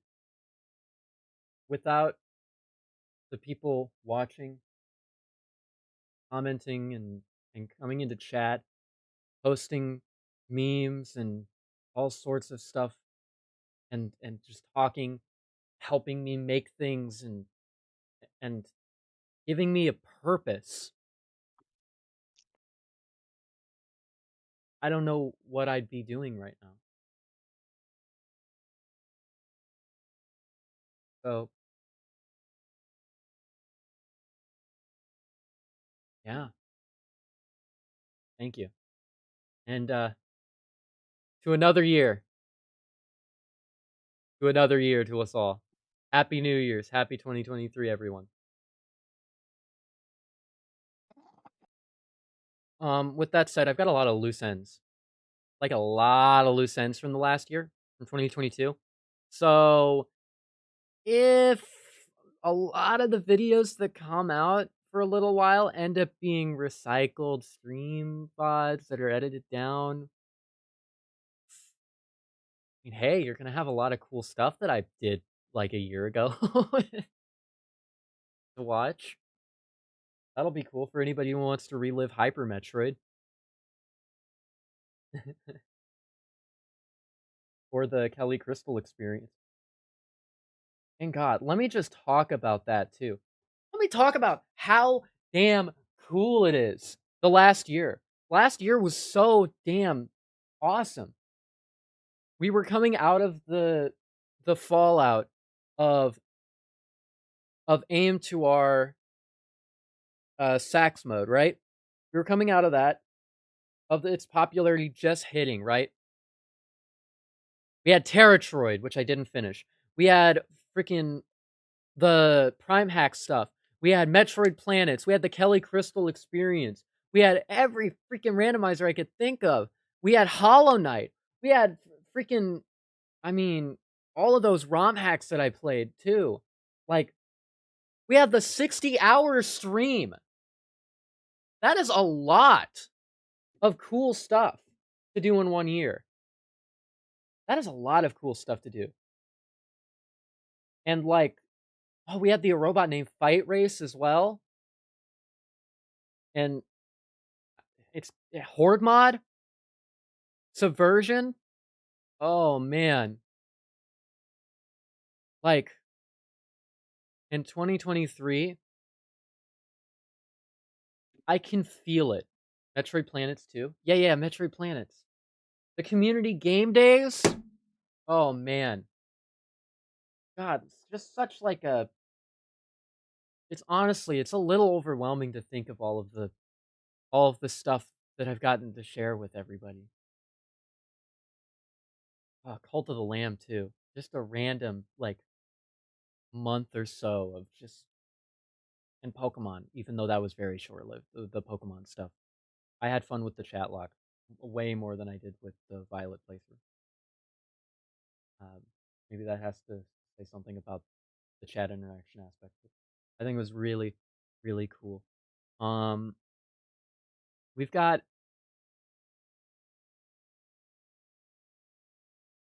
we've just got like such a cool community with all sorts of interests and skills and personalities and people. It might be small, might be a small community, but it's my community.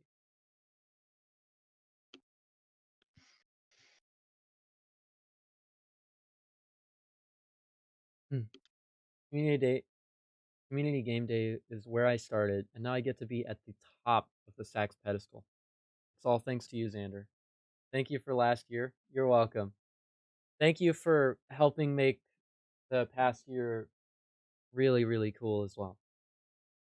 Like, honestly, if I want to talk about influential people in like the events of my channel, I've got some people to name in particular who I want to thank. First off, thank you to my dear friend Ryan Mahan. You have been a great part of every single thing that I've done in some way, even if it was just talking to you about it after the fact, or you participating in the game days, the Pokemon stuff, the freaking the Metroid Planets things, the AM2R stuff, like, and Oh all of shit! the I forgot things that, about my Metroid Planets thing. and the things that you and I did before I ever hit popularity. Like, if you look up the dictionary definition of a real one, you find Mahan front and center. Huge respect to you. I wanna also thank my good friend the SEZ, who I haven't got to see enough over the holidays. He's been kind of busy, but like just all of the cool stuff that we have also done over the past year. Him coming on to commentate over stuff and talk, and all of the randomizers that he's introduced me to, the archipelago stuff that we didn't end up doing on stream, but like, oh man, and like the Zelda randomizer stuff that I haven't even gotten to get into. Ooh, that's some this year stuff. Like he has been a great friend to have around. I want to thank Rossum, another speedrunner versus hunter guy, who I hung out with in the Metroid Fusion community initially. Then we went on to play all sorts of other stuff and play Minecraft and enjoy Hollow Knight, the Hollow Knight experience. And he's like a really great guy. And sometimes we butt heads, sometimes we get like pissy with each other. But honestly, like that's what some friends are for, right? I've gotta thank Dodo here, um, for just kind of stepping up and making Multitroid what it is, and being a really cool person doing it, right? Yeah. I mean, I don't need the thanks. No, It was my thing. no, you absolutely get the thanks too for making the Metroid Fret Never Ends randomizer and for helping me so much with the modding stuff. I finally jumped into it after so long, and I'm just so thankful that you've helped so much. And man, let me tell you, you are one hell of a personality. You are very fun to be around too. uh, Thanks. yeah. I want to thank Lucina here as well. Lucina has always been in like really any like multiplayer thing that I've done a thorn in my side, either as a competitor or as someone who I could look to and really challenge myself to teach. And I mean thorn in the side in a good way, like okay, I shouldn't have said thorn in my side. That might have been the wrong verbiage, but has always challenged me in different ways. Whether it was to rise and become better and better at sax mode. What the hell, Abyss? No, that's weird. Don't say that. What the hell? Uh, I Lucina always pushes me to get better and better at sax mode and get better at PvP and just fighting and all of that. Taught me a lot of patience with new players in games when I introduced her to Terraria. Um, recommends these insane challenges and flexes on me all the time. And honestly, is just like a really good friend to have around. You have your moments. I want to thank Glitzy. Yo, Glitzy! I want to thank you because you have you have been an influence on the way that I play Aim2R. You put a lot of effort into being really good at the speedrun and the single player stuff, and you've taught me so much. Definitely check out Glitzy on YouTube. He's got some actually really good guides for speed booster stuff and just general speedrunning stuff. If you want to get better at the game, there's no one that I would recommend more than Glitzy. He's got the perfect combo, including a microphone. He's got the tutorials. I want to thank Epsilon. Epsilon has been a huge help, and I know that they're not here right now, but Epsilon has been just a huge help in discovering all sorts of cool things. I met them through Metroid Planets initially, and uh, continued to learn from them, and like Epsilon has been like such a helpful person when it came to like some of the logo design and stuff. Always offering to help, a really good personality to be around as well. Help with Metroid Planets, helped me with understanding some stuff in Prime Rando, and just honestly, like a cool personality, very creative person as well. I want to I want to give a thanks as well to God, there's so many people, right? To thank.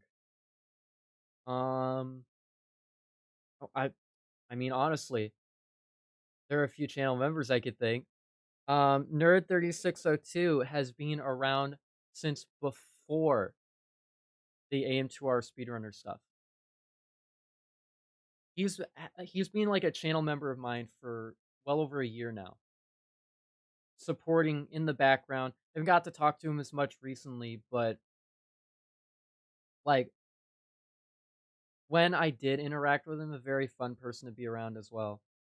Just so cool to be around. And also I appreciate the money. I probably spent it all on Steam games. But hey, them some good Steam games. Special thanks to Zaffiron for being like the best chatter by a mile. Like, goddamn, Zaffiron, you're a goddamn champion. You play it off so cool too. Like you're just like a nice person to have in chat at all times. Same with Sapphire. Same with Frozen Lake, even though Frozen can sometimes be a pain. Iron Vein as well. Citro, Basil, freaking oh my god. There's so many other people too in the chat. Timid. God, and the list just goes on. Special thanks to JK for being someone that I can clown on every once in a while, but also just being like a cool person to just being like a cool person to interact with. Another fellow non-aspiring Metroid streamer, much like me. Yo, Nebula, you too. You just lurk nowadays a lot. Well, you know what? Lurking is fine too. I appreciate the people who watch. I want to thank Yo, PC player. Yo, special thanks to you, dude. Thank you so much. Yeah, I mean, just like talk about all the chatters. I can't name everybody who's been awesome. Yo, actually, I want a special thanks to the ban list. It's mostly bots, but God, is it cathartic. And those of you who aren't bots, stop it. Get some help. Oh man. The ban list. Yeah. That one was a bit I want to thank ConCon from Metroid Construction for making some really good zero mission hacks that got me more into the zero mission hacks and honestly like made a great path to follow with a lot of stuff. I want to thank the developers behind Super Metroid Subversion. I want to thank Drusif as well for making Super Metroid Redesign Axial Edition. I want to thank Kelly Crystal for making just some of the goofiest shit I've ever played and like very fun, very impressive Metroid fan games for what they are. I want to thank well, every single time I want to thank Dr. M64 for making AM2R and putting so much love and care into the game, and the community updates developers who've just been like some really great people to interact with and awesome to be around, keeping the game alive. The modders, Abyss here and Hi-Ha, who have also been helping me alongside Lucina and Dodo in my very ambitious Power Saber project. I want to thank you as well, Valrock. You've been like a very fun person to be around. Always so active with the community game day stuff when they went around and just like putting in the extra effort to be like around. You're one of the people who wished me a happy New Year's and a Merry Christmas before I got to you. So, just, like, thank you. Modders will forever be the backbone of a community. Ain't that the damn truth? Modders and artists, honestly. And God,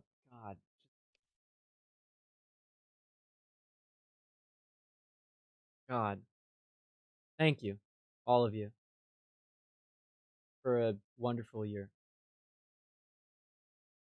It means a lot to me. It really does. I've grown so much, learned so much, and I'm so happy that I got to share it with all of you.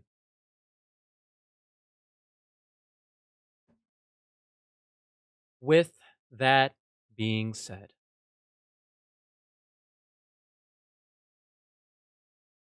thank you, everybody, so much for watching. My first stream of 2023,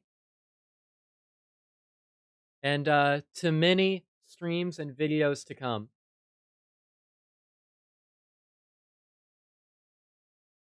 And I will see you next mission.